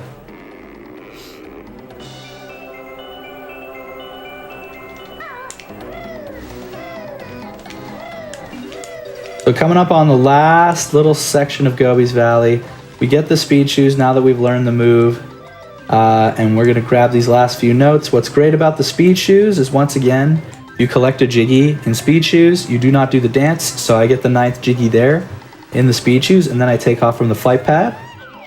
I'm going to fly into Grabba. You're supposed to get this Jiggy with the speed shoes, but you can also just beak bomb right into it. That's the final Jiggy of the stage. We have to fly to this area in the corner where there's 2 notes and speed shoes, and we also have to climb this water pyramid because I just clipped into it, but there's actually stuff you need on this pathway. A few notes, and I also collect some eggs and feathers while I'm here because it's really important that I have enough eggs and feathers to do the run. I did not need the grunty switch in the maze, and if you stick around till the end, you'll see why I don't need it.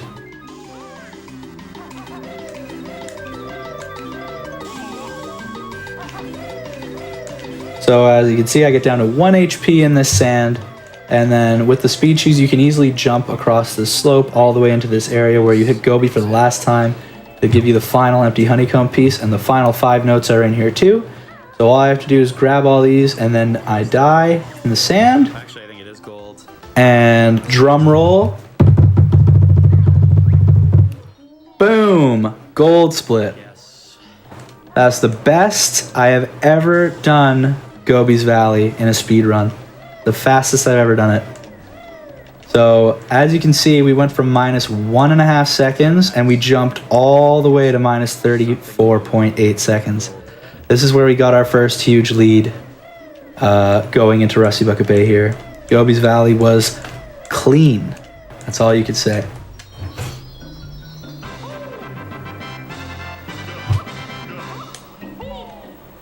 Yeah, Undead and Autonomy. My older brother actually showed me what speedrunning was back in 2012, like the dawn of Twitch.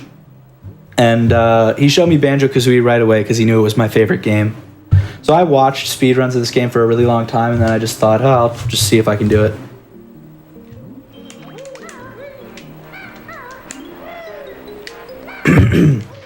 So I have to raise the water levels one more time. Makes it so that it's possible to get to Click Clock Wood, which is the final stage. And also it's possible to open Rusty Bucket Bay.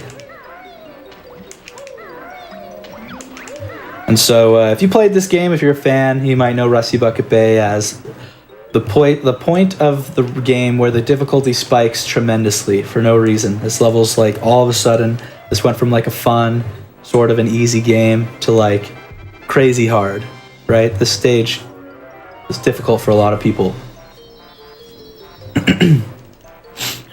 Did I get nervous live seeing that gold split? It's weird. Like sometimes I get nervous, but this run I was just like relieved. It gets to a point sometimes where you're practicing, you're doing all the right things, you're doing runs and they're not working out. And I think I was at that point here. So when that happened, it was more of like a relief. Like I deserved that gold split and I finally got it. So I wasn't super nervous. I was like, good. Check. You know what I mean? Because I also noticed I didn't get the bit alert either. So the trick to Rusty Bucket Bay is that there is a room called the engine room, which is for no reason at all, pretty much the only room in the game where if you fall, there's a death plane at the bottom. You will die immediately just from falling in this room. The only other places in the game where this exists is in the final boss fight, which makes a lot more sense than a whole level, and or a whole room in a level where you can lose your notes, and another place in the lair, which doesn't matter at all if you die there. So this room is terrifying for a lot of casual players, and it is pretty nerve-wracking for speedrunners. Because if you die in here, the run dies. I actually just had a run die in here a little while ago, 5 or 6 days ago. So yeah, what you're supposed to do is there's another room on the ship where you can actually slow down these spinning propellers. But speedrunners utilize iframes to roll and jump through them. So you just take damage from them initially, and you use the invincibility frames to go through the propeller. It's really time sensitive. You got to do it really fast, and it's pretty advised that you face the camera forward so that if you do get hit on the other side, which I did, I got hit backwards safely onto the next platform. So yeah, the engine room, if I had to give anyone advice who wants to play this game, do this room first. Do this room first. If you die to it, you don't lose 96 notes, right? You just lose the notes in this room. Do this room first. For no reason, you can just, if you fall, you die. There's nowhere else like that in the game.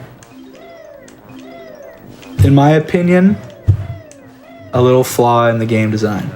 Oh, I fell in the water. Weird. Yeah, shoutouts to Nuclear for putting together the show and inviting me. That was nice. Hearts in the chat. Well, you've been a joy to have on. This is fantastic. Thank you. Are you learning a lot? I am learning a lot.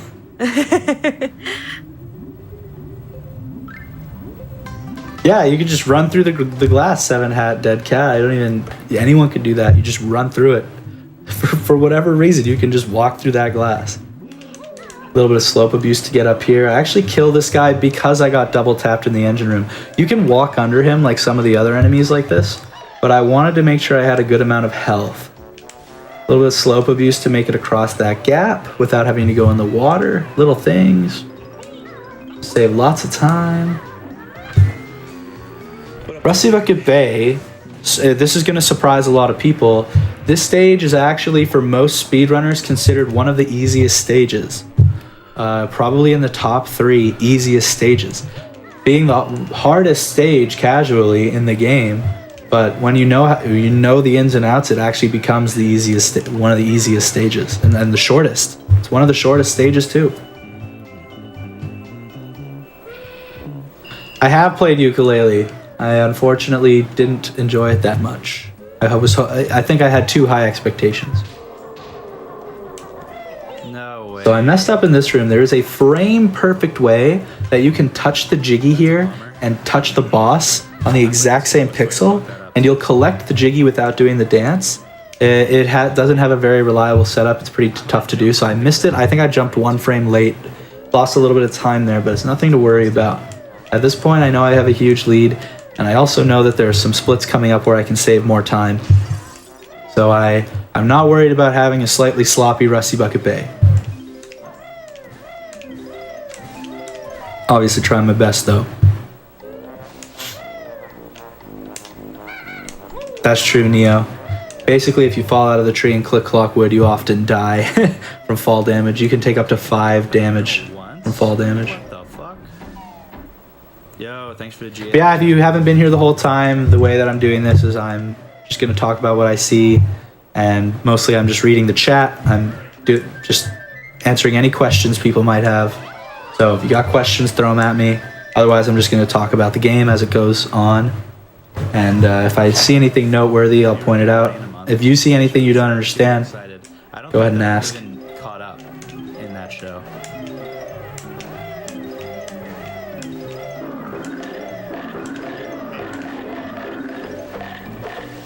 I might have. I feel like I've seen them all, but I'm not 100% sure.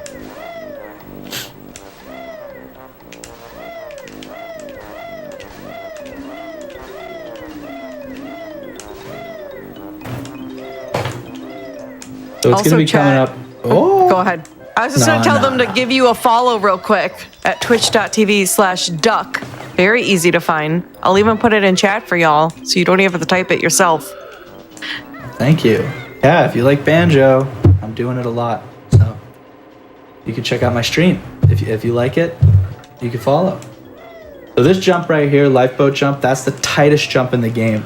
You have a little bit of a setup for it, but you need to do a full jump, full rat-a-tat wrap just to barely make it to that boat, and it saves only 4 seconds, and if you fail it, you lose 40 seconds. So that's just where we're at with this game right now. And maybe a 2-hour speed run, but saving 4 seconds is huge. So we're still gonna go for it. Such memories. My least favorite enemy in casual, and then in the speed run. The skeletons in Mad Monster Mansion can be really, really annoying in this game.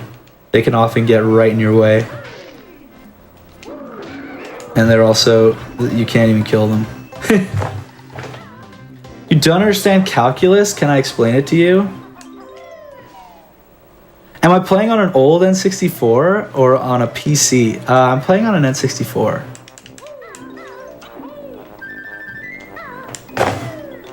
How do those Gruntilda switches work exactly? I didn't really mention them, but in every stage, there is a Gruntilda switch, which will either spawn a Jiggy in the overworld, or it will give you access to a Jiggy in the overworld.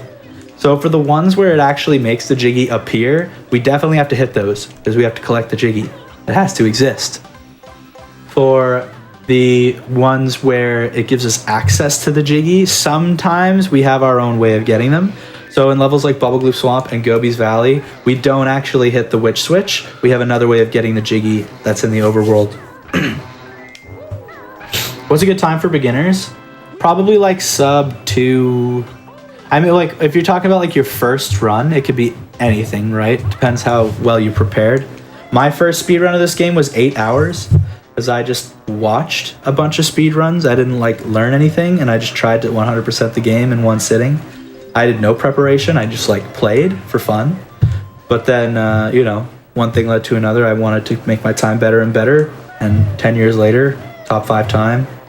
But I think for a beginner, if you're really trying to get the best PV you can get, probably like pretty quickly you'll want to get like under 2 hours and 50 minutes.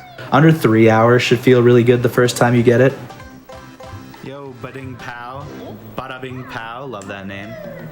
Thanks for the good The thing about this game is that one death will just cost you so much time. So if you're new to the game, that's the kind of thing that's going to make you lose lots of time. Charmander would like to rename a split as well. Favorite Mumbo transformation? I like the pumpkin the best. And Life Enthusiast, I owe them all split names. Okay, one rule, you all can't pick the same split, so that you all get a fair... So I've been I did a little damage boost there that was kind of neat. Got me down to... Oh, I have 3 health. That's interesting. I have more health than I want to have right now. I didn't remember that happening. But anyways, I have 3 health. And I just got 100 notes. So we're already nearly done Rusty Bucket Bay, like I said. Quick level. So yeah, we rescued that dolphin, but kind of just looked like it got sliced in half by the anchor anyways. What makes this game fun to replay for me? Well, I always replayed it growing up because it was my favorite game. And then finding out about the speed run gave me like a new reason to replay it, right? And I actually think I'm lucky in the sense that this speed run is actually really fun to do. Not every game that I love is necessarily going to have a fun speed run. This one does. Really fun speed run. So a little trick here, if I grab that Jiggy, then jump into the water, and then jump straight back into the Jiggy without touching the ground, the game still thinks I'm in the water, and if you could tell there, I skipped the Jiggy Jig. That's a 10-second time save. Basically the MMM early split, right? So this is the last room of Rusty Bucket Bay. Couple of chunky that I might lose time. Basically now I need to get down to 1 health, and since I have 3, there's an easy way to do that. First I have to hit this switch to spawn the empty honeycomb that I need for 100%. And this enemy actually deals 2 damage. So that's pretty convenient for me right now to get down to 1. I'm just going to simply fly into this honeycomb, and once I have it, I can ground pound to take fall damage, and I'm done the stage. It was a bit sloppy. I lost a little bit of time to my best, but I actually managed to stay pretty close to even with the run that I was doing. I only lost half a second there. So I'm more than happy with that. Still very green, heading into Click Clock Wood. Does anyone speedrun Nuts and Bolts? Yes, they do. Not me, though. When I first played the game, I think my favorite level when I first played the game was Treasure Trove Cove for a really long time. I didn't make it very far as a kid. The game came out when I was 4.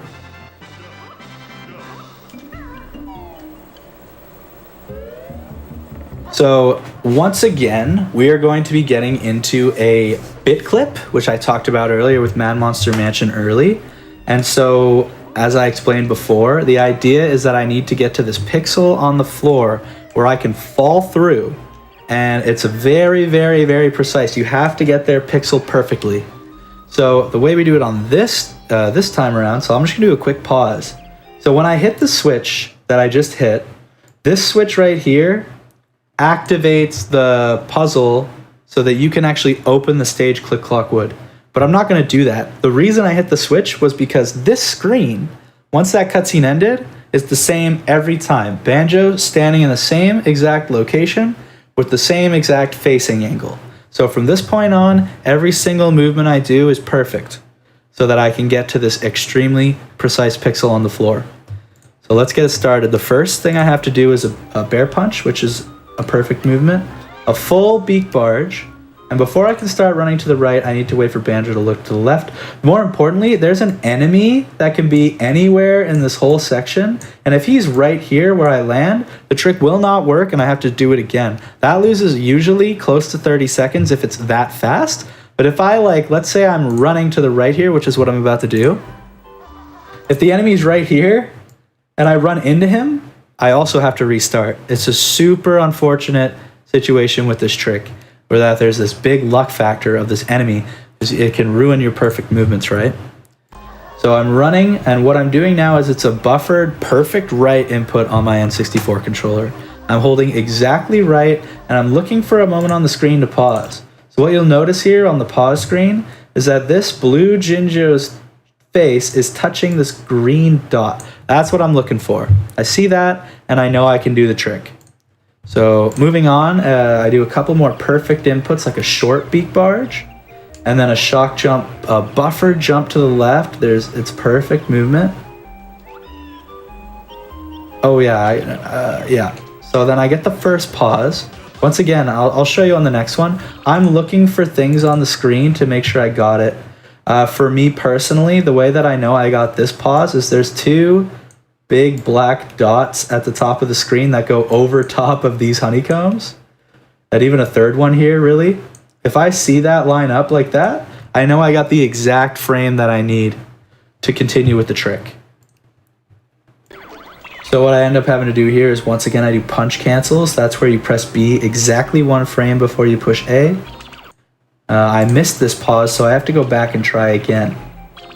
That's the pause. If you see this little triangle and the note is kind of like around it, like this. Anyways, it's just a little image I'm looking for to make sure I got the exact perfect frame that I need. Now I'm going to do 3 of those punch cancels that make me move forward exactly 1 pixel. And we do 1 more perfect frame, perfect twirly whirly pause. I check to see that this gold feather is touching this black dot down here. I got it first try, excellent. And now we just do a couple more punch cancels and we're in the stage. This split was another gold. It was extremely fast, extremely well executed. That trick is so, it kills so many runs for me. And we just saved 46 seconds on that split. Another huge gold, and that is something that you like to see for a PB. A big chunky time save like that. But yeah, anyways, those bit clips are insanely precise. Like I said, every single movement I do from hitting that switch to entering the stage is frame perfect and pixel perfect. How did someone figure this all out? Tools. They go deep into the code and they make it so that you can find out exactly what Banjo's facing angle is and what pixel he's at, all that stuff.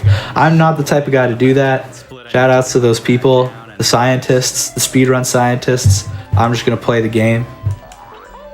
But that was a super fast Click Clock Wood early. So once again, another stage that we don't have to open. Saves a lot of time. That one saves about 40 seconds. But here we are in Click Clock Wood. A lot of people love this stage. Great music, really insanely good level design. The idea is that there's this big tree, and every time you visit the tree, you can visit it in different seasons. So something that you do in spring will affect what happens in summer. You're basically going through the seasons.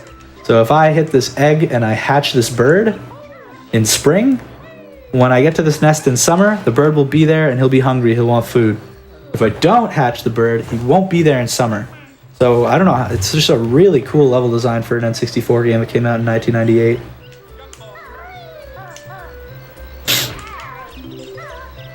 Another thing I have to do in spring before I leave is I have to plant this flower. You need this flower to be planted in spring so that it grows through summer and through autumn. So there's the first sprout of the plant. I actually took damage from the bees. I'm going to rewind again a little bit here. So what you can see here is I shot this honey hive.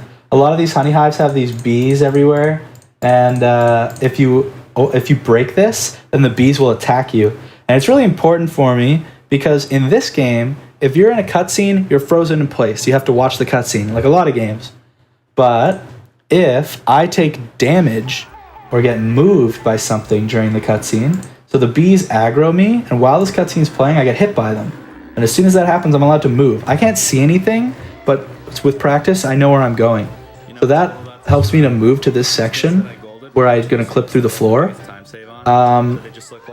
faster, because I don't have to wait out that whole cutscene. It's a pretty nice, chunky time save. What's up, Stunsta? How you doing, buddy? That's so cool. I had no idea that was a thing. Yeah, you're going to see it used again at the end of Click Clock Wood, and it's much more ridiculous.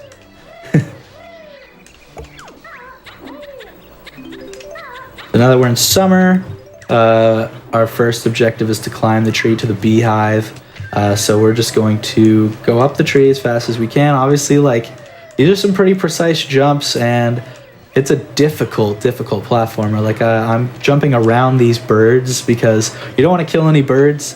The first time you kill a bird, there's a big cutscene that plays and loses you some time.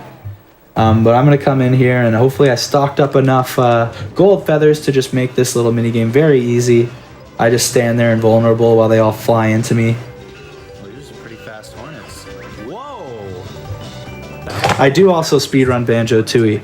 I'm actually going to be doing that on my stream moving forward. Now that I've gotten such a nice PB in Banjo-Kazooie, I'm going to take a break from Banjo-Kazooie, and I'm going to be doing Banjo-Tooie 100% speedruns on my stream.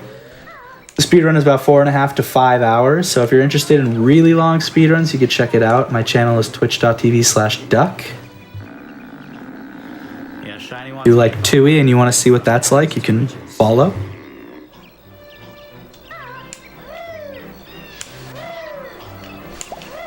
So as you can see, the plant was there, it was planted, and Gobi, he comes back from Gobi's Valley.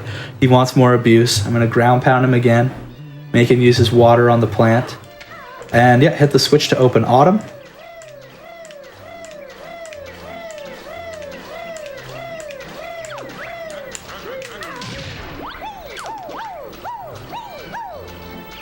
Tag's busy, I guess. I don't know.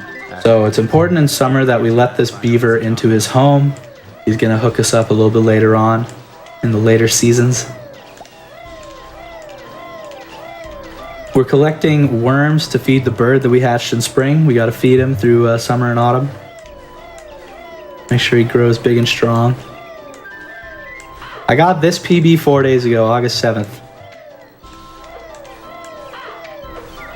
Good timing, because I was invited to the show before that with a much weaker PB.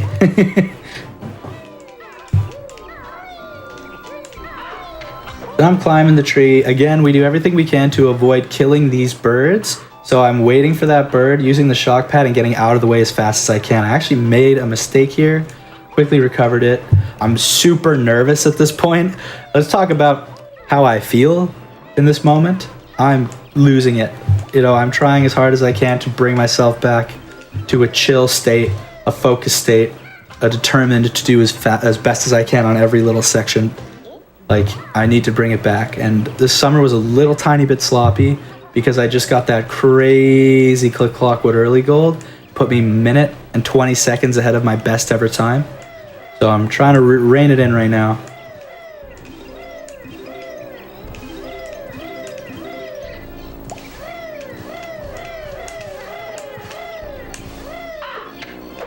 Thank you, company man. Appreciate the kind words.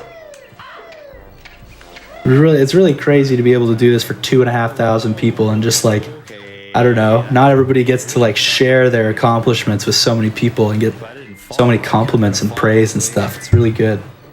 It's really bad for my ego, but it's good for everything else. Weird leaf thing that happened. A little bit nervous. How hype was I with that 40-second save? When I got that first Gobies gold too, oh, so hype. The big time saves is what you want. And my 2 worst splits from the previous PB were both gold. What that means is that Gobies Valley was the worst stage in my last PB, and Click Clockwood Early was my worst, another one of my worst splits. And both of them, the very next PB, were the best I had ever done them. So cool. So there we go. I lost 6 seconds in summer. So I know you mentioned earlier that towards the end of the run you got really nervous because you were on a great pace. When do those are you at this point feeling those nerves at all, or is it still too early? I think when you get like a bit, like when you make it through Click Clockwood Early successfully and the run is still alive and it's on a very good pace, that moment, the nerves like hit you, right? But then I think as you, like if I can calmly make my way through Click Clockwood, which is a longer level, not particularly difficult, I need to sort of, I'm doing, like you have time to come down and like get back to the task at hand. And I think so that the nerves don't stay with me from now till the end of the run. They come back at certain points, but like I can like handle it a little bit better with all the time I have. Click Clockwood is actually kind of nice for that. There's sections that really calm me down, you know? Yeah, that makes a lot of sense, because that's what I was thinking when you got that skip, that right there could have been like a moment to kind of flag those nerves, but that makes a lot of sense that it's not like a one moment thing and you stay nervous, but it kind of comes in waves depending on how the run's going. Yeah, exactly. Like I could have like a perfect Mumbo's Treasure Trove Cove and Clanker's Cavern and I'll get nervous. I'll be like, whoa, this is a crazy start. I'm like 20 minutes into the run, but I still could get I could get nervous then too. Yeah.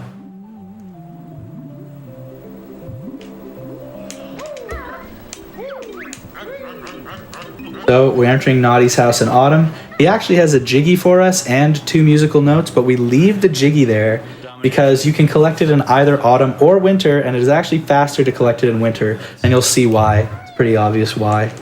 That was really funny when Lemon did hers. Were you there for that? Lemon did a Pipe Maze Power Hour. She got Thank you, Uncle Slim. Thanks, everybody. Stunsta. correct. Or 8.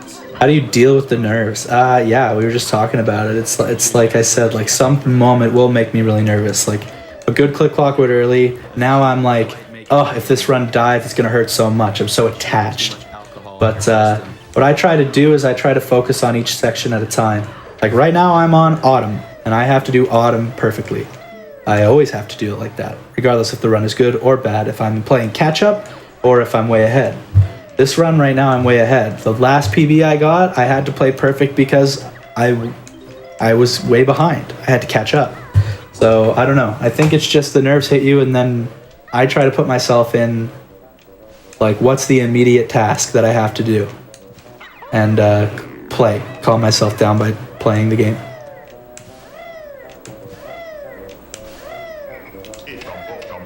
So here's a pretty cool part of the run. Spike Vegeta has made comments on this part of the run that he pees his pants every time he sees this. So there's a squirrel here. You have to collect 6 acorns for this squirrel.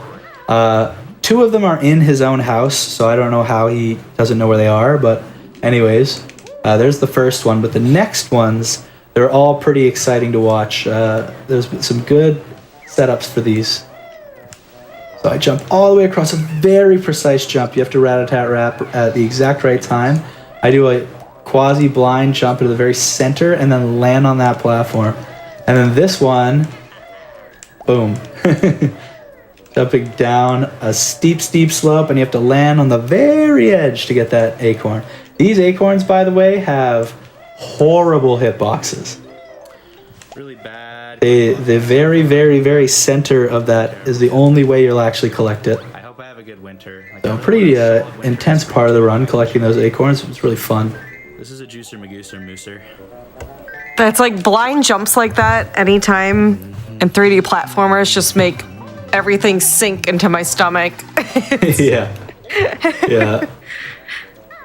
But the funny thing about that jump is that it actually has an extremely consistent setup. Like, I will never, ever miss that jump. So for me, I'm just doing it. But everyone watching is like, oh! Yes, yeah. As a viewer, it's like, oh my gosh, how? It's like, yeah, it's much easier than certain other parts of the game that look easy.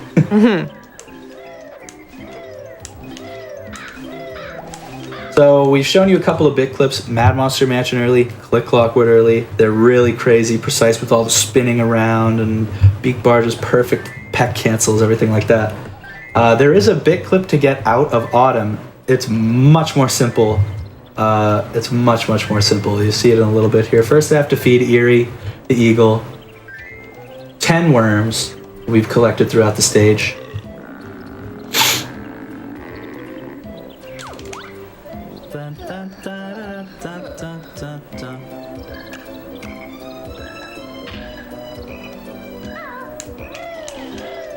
So I jump down here. There's a convenient Mumbo token on the way into Mumbo's skull. This is a relatively new change to the run. This is actually probably one of the newest changes, is the entirety of Autumn was rerouted so that you end in Mumbo's skull. Even though there's a worm here, and that would be useful for before, right? Because you want to feed that to the bird. Well, the way to leave Autumn now is that you do a precise set of inputs here, not nearly as hard as the other bit clips, but a Beak Barge, a punch, and then 5 punch cancels. So every time I'm jumping here, I'm actually pressing B for exactly 1 frame, and I can clip through the floor. So it's another bit clip, but it doesn't have it as convoluted as a setup. And then I ground pound through it, it takes me back to the start of the stage. As we enter winter, this is what many people would say is the hardest part of Click Clockwood. It is one of the harder parts of the game. As a top speedrunner of this game, one of the things I practice all the time is winter. Like, I'll start up the stream, run through winter. Why not? Run through it real quick. It's only a few minutes long, and you need to be perfect at this part of the run. You need to be better than perfect, because when you get here in an actual run, the nerves take away a bunch of how prepared you got. So you need to be hyper prepared for this stage. It's really tough. There's the Click Clockwood Witch Switch that spawns the Jiggy in the overworld. You probably, I don't know if anyone's wondering this yet, but if you noticed, good for you, I have barely collected any of the overworld Jiggies. Not like hardly any of them. And there's a reason for that, you'll find out. That enemy can hit you and knock you out of the tree and kill you. Fun fact. Gotta hope that doesn't happen.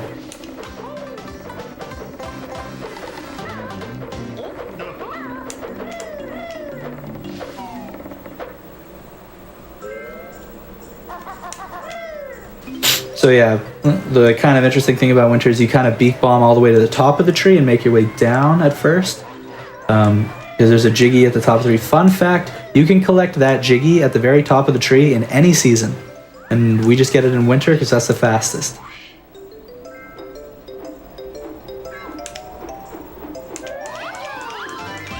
So, a quick flight up to Eerie here. Fully grown.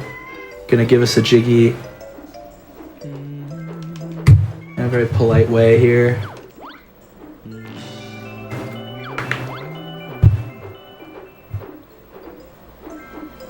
I have to be very careful to collect this without landing because I need to beak bomb to an even higher point in the tree where there is a Jiggy sitting here. Fly into it to skip the dance. What I like to do here is gold feather down to break this window. There's a couple ways to do it. My cat, at that exact moment of the run, my cat jumped into my computer monitor at full speed. He was trying to jump over it and he missed and he smacked into my webcam and my monitor fell over. And yeah, that happened in the middle of the hardest part of the speed run. That was the best run of my life. So that was pretty nuts. I actually lost time because of that. So shout outs to my cat Jackie Chan for losing me like 4 seconds or something. Oh my god.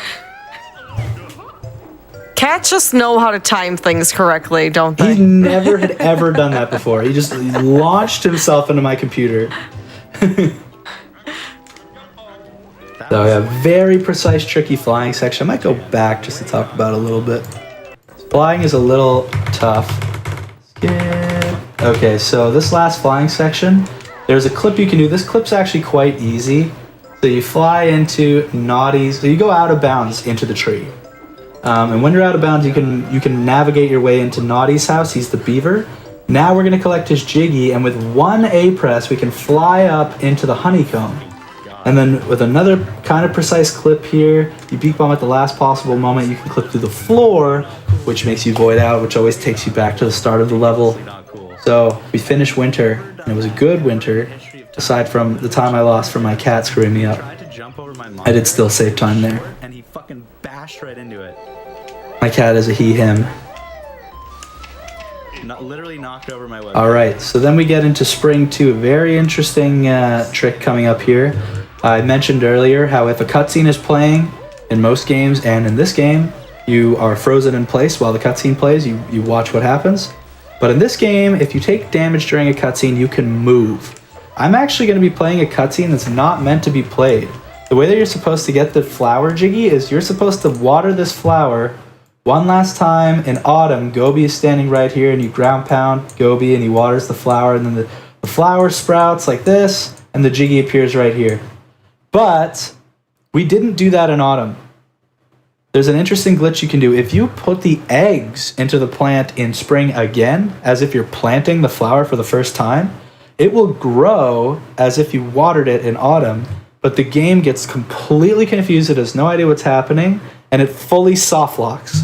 The game soft locks, nothing happens. The screen is frozen in one place, and you cannot move, and you can't do anything. You can't even pause. So what's going to happen here is the way around that is I'm going to intentionally, for all intents and purposes, soft lock the game by doing this glitch where you are not supposed to plant the flower again in spring. But I jump into the aggro range of the bees. So they're going to come at me while I'm stood here frozen, and they're going to hit me. Now that I've taken damage, I can navigate. The entire rest of this sequence, I'm just going to let it play out, is me using audio cues to navigate into Mumbo's skull while the screen is completely frozen on nothing. So here we go.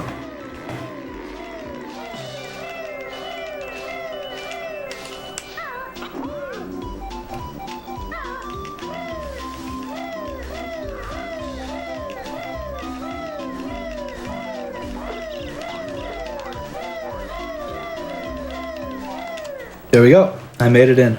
Jackie, please. So by navigating your way to Mumbo's skull and entering, you negate the soft lock. You can continue to play the game. And the Jiggy actually spawns in spring when it's supposed to spawn in autumn. So I can collect it with the bee, which is much faster. It saves about 20 seconds. Chill, cat. So the rest of this stage is simply doing stuff you got to do with the bee. I'm going to fly all the way up here to get this Jinjo. And then I'm going to fly into the Jiggy that I just spawned on the flower. The one you're meant to get in autumn. And then you enter the beehive to get the final Jiggy. You can only enter here as the bee. The final Jinjo gives you the last Jiggy. Good. And you leave Click Clock Wood with 100%. With you do a little clip out of bounds to get back to the exit. Not bad. So now this is where things get real interesting. I'm still the bee, and what's happened in the other stages, if you remember when I left as the walrus, I transformed back into Banjo-Kazooie. When I left as the crocodile, I transformed back into Banjo-Kazooie. Mumbo will not let you take a transformation out of the stage that it's supposed to be in. So the bee is obviously supposed to be allowed out here. It's the only way to collect this Jiggy here. But then, with a little glitch, a little clip right here, I'm going to be going out of bounds, and I travel around the trigger. Mumbo will trigger the detransformation somewhere around here, but since I'm flying up, he can trigger it up here too. I'm going to fly around it, and I'm going to go straight into this loading zone. So Mumbo cannot de-transform me because he'll do it right around here. And I can take the bee wherever I want. Good enough. So he's loose. So the bee is very fun and interesting here because he is going to travel all around the lair and fly places you're not supposed to fly and clip through things you're not supposed to clip through. So the first thing we're going to do is we're going to take the bee over to Freeze Easy Peak. Remember how I said we have to go to Freeze Easy Peak twice? Well, the entire second visit is as the bee. So I just fly into this wall. The witch switch actually opens this like an advent calendar. If I just fly into the wall as the bee, I pick up the Jiggy. I don't need to open that door. I just get the Jiggy. And then I fly all the way down and I enter Freeze Easy Peak for the second visit, which, as I said, the second visit is 100% done as the bee from Click Clockwood. So first things first, I left a few things on my first visit. One of them was the Jiggy in this pipe. And I just clipped through it. And all the Jinjos I left as well. So I'm flying around. I got the blue Jinjo, I got the pink Jinjo. And now I'm going to go straight into Mumbo's skull. I'm not going to transform into the Walrus. I'm not going to transform into Banjo-Kazooie. The only reason I'm going in there is because there's a Jinjo. That's nerve-wracking. Let's hope I don't lose. So earlier when I asked if this was a preference, this makes a lot more sense why it's not. No, second FP visit is fully with the bee, and he's very quick because he can fly everywhere. And you're here. One of the things that's incredibly, I want to say incredibly difficult, but it's one of those things that's very difficult to learn, but when you have it down, it's just so nerve-wracking. I have to do the second boggy race as the bee. This is the one you're supposed to do as Banjo-Kazooie with the speed shoes. You can do it as the bee, but the problem is that Boggy is at full speed the entire time. His rubber banding is broken. I cannot miss a single one of these gates or I will lose the race. Losing this race loses a huge amount of time. So throughout this part of the speed run, I didn't realize it at the time, but I was completely holding my breath. I just like was so worried I was gonna lose. If you lose, it's so awkward to navigate the bee through these gates. You have to have a perfect race as the bee. And once I get to this point, I kind of realized like I made it. But I fully held my breath because what is there such an intense part of the run? But we did it. We beat Boggy as the bee. So nerve-wracking. And you guys were so Not easy to in a do. trance. You didn't even spam Wahey. Tisk tisk. Scary moose. So scary. It's terrifying. It's terrifying doing that race as the bee. But anyways, we collected all the Jinjos as well as a few Jiggies we left behind, such as the Boggy race. And now we can do a little bit of out of bounds flying. Not supposed to be able to fly in this room, so it doesn't even have a ceiling. Get the last honeycomb and then fly up out of bounds. Void out, back to the start of the level. We're finished with Freeze Easy Peak 2. Nice. But like I said, I hadn't been collecting the overworld Jiggies at all. There's one in this eye. You can clip into it like that. I just picked up the Jiggy, even though it's behind glass. Skip that whole thing. Someone asked in the chat earlier why I skipped the Witch Switch in Gobi's Valley. Well, this is why. Take the bee, fly right into it, boom, I got the Jiggy. You don't have to open that thing. Or anything, and you're You just definitely get not supposed to be a it bee. with the bee. Bubble Gloop Swamp, we didn't hit the switch there either. This Jiggy's behind bars. Thankfully, the bee can fit between those bars. There is no ceiling. So we do a mad dash for all the overworld Jiggies right before we go take out the final boss.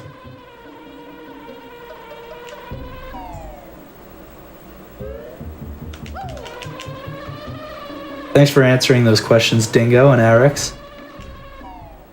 So I now collect the Rusty Bucket Bay Lair Jiggy, which is sitting right here. And then I fly into the next area, which is the Furnace Fun minigame. I now officially 100% of the game. I have every Jiggy, Note, and Honeycomb in the game. And all that's left is to beat the final boss. And then the speedrun will be done.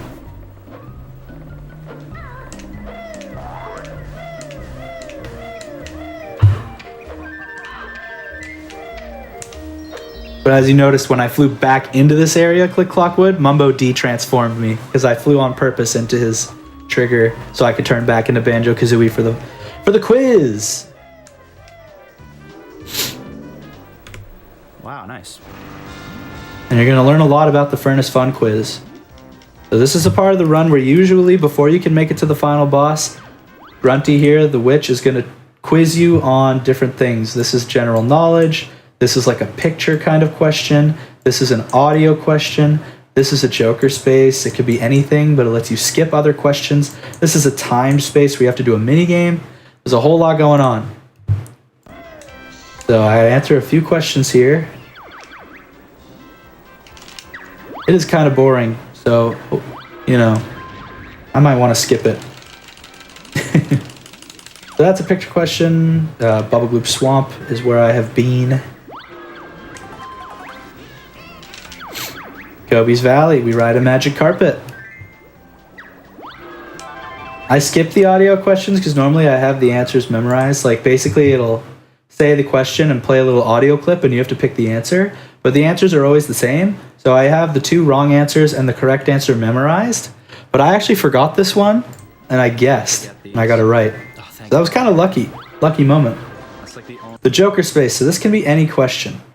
Some of the questions you can get on Grunty's Furnace Fun are questions about Grunty, and you're supposed to learn them as you go, and they're different every time you play the game. So you're supposed to like write them down. Like the developers, Rare, wanted you to write down everything about Grunty, and it changes every time you play the game. So if I get one of those questions, I don't know the answer and I have to guess. Luckily, I didn't. I got a general knowledge question here, which is really easy. And the icing on the cake is I'm about to perform a trick called Furnace Fun Skip. So what's interesting about Furnace Fun is between these lines, between the tiles right here, as you can see, I'm drawing like lines that connect all the different tiles. There is a thin line of pixels along this line where you can actually use abilities. Normally you can't. You can just walk on this board and answer questions. But if I get onto one pixel here, I can actually get into Talon Trot. And if I get into Talon Trot and slide a little bit further over, I can actually answer this question in Talon Trot, which can break the entire game because this is a death square. If I answer this wrong, you just get thrown into the fire and die. But that does not happen if you answer it incorrectly in Talon Trot. There's a catch though. So I mess it up here, but I get it on the second try. If this question she is about to read, if it says, "See the picture on my screen, do you know where you have been?" the run dies. If this question is a picture question, you cannot do the trick, and the run would die. But I got a general knowledge question again. Super lucky Furnace Fun, super fast Furnace Fun. But just so you know, the day before I got this run, which was August 6th, I got this run on August 7th. I got to the end of the game and I got a picture question on that tile. Thank you. And the run died. One yesterday, but you could not have one today. And I was really upset. The very next day though, we got a much better run to the end and they gave it to me. So here we go. This is it. Final boss.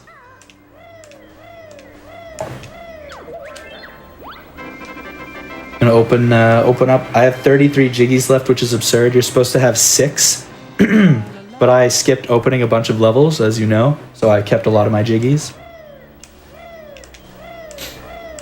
There's pure RNG run killer 2 hours in. I am telling you that, obviously, nerd. That is exactly what I'm saying.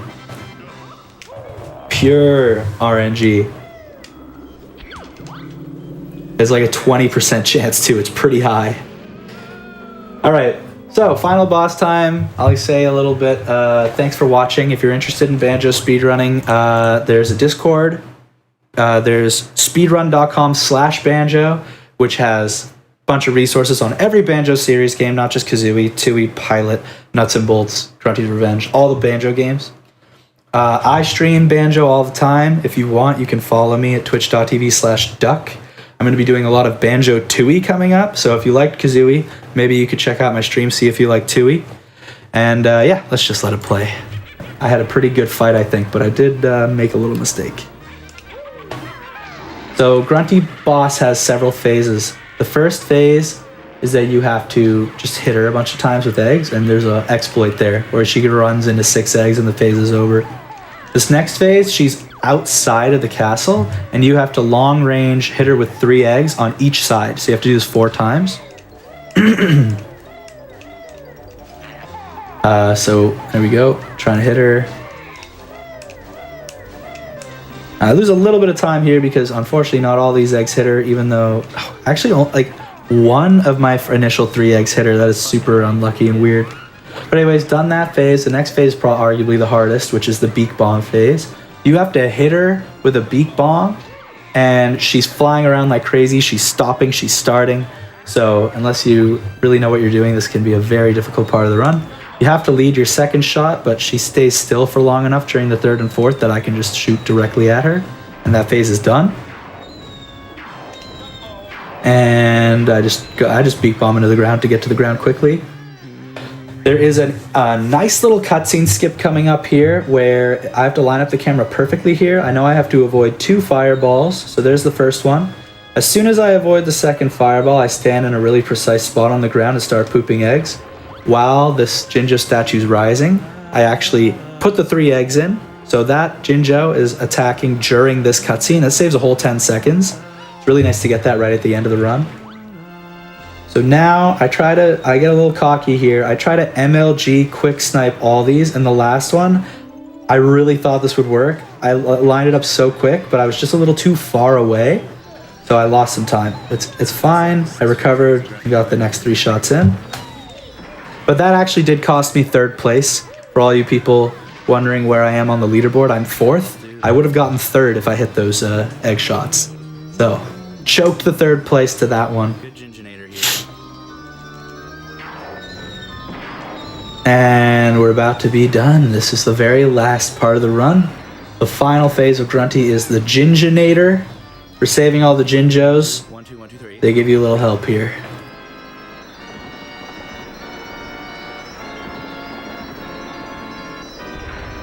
Mega long victory lap slot. I'll take it. Alright, so to avoid the fireballs optimally, there's a little pattern we do to do all these eggs quickly.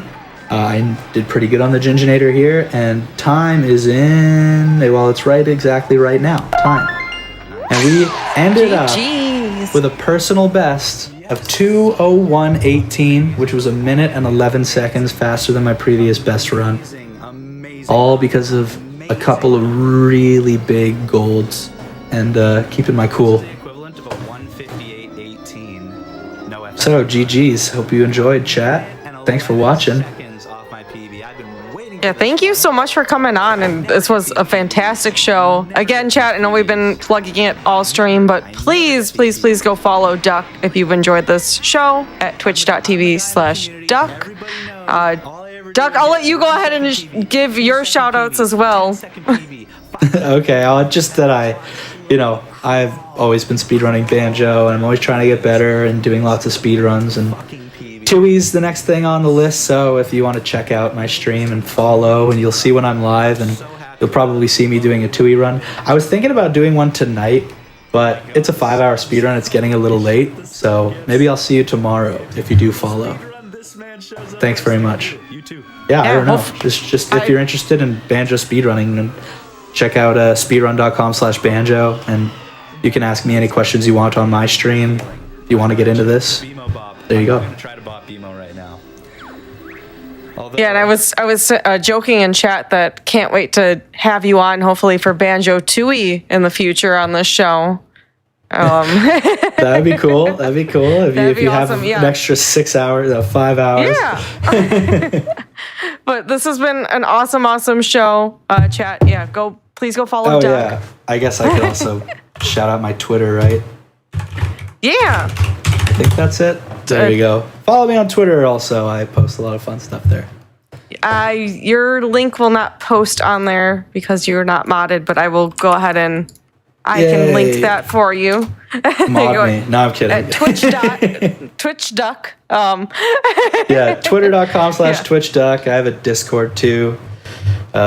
Discord.gg/Dixcord. That's what it is. All right. Yeah, that's all. I just hope everybody had fun.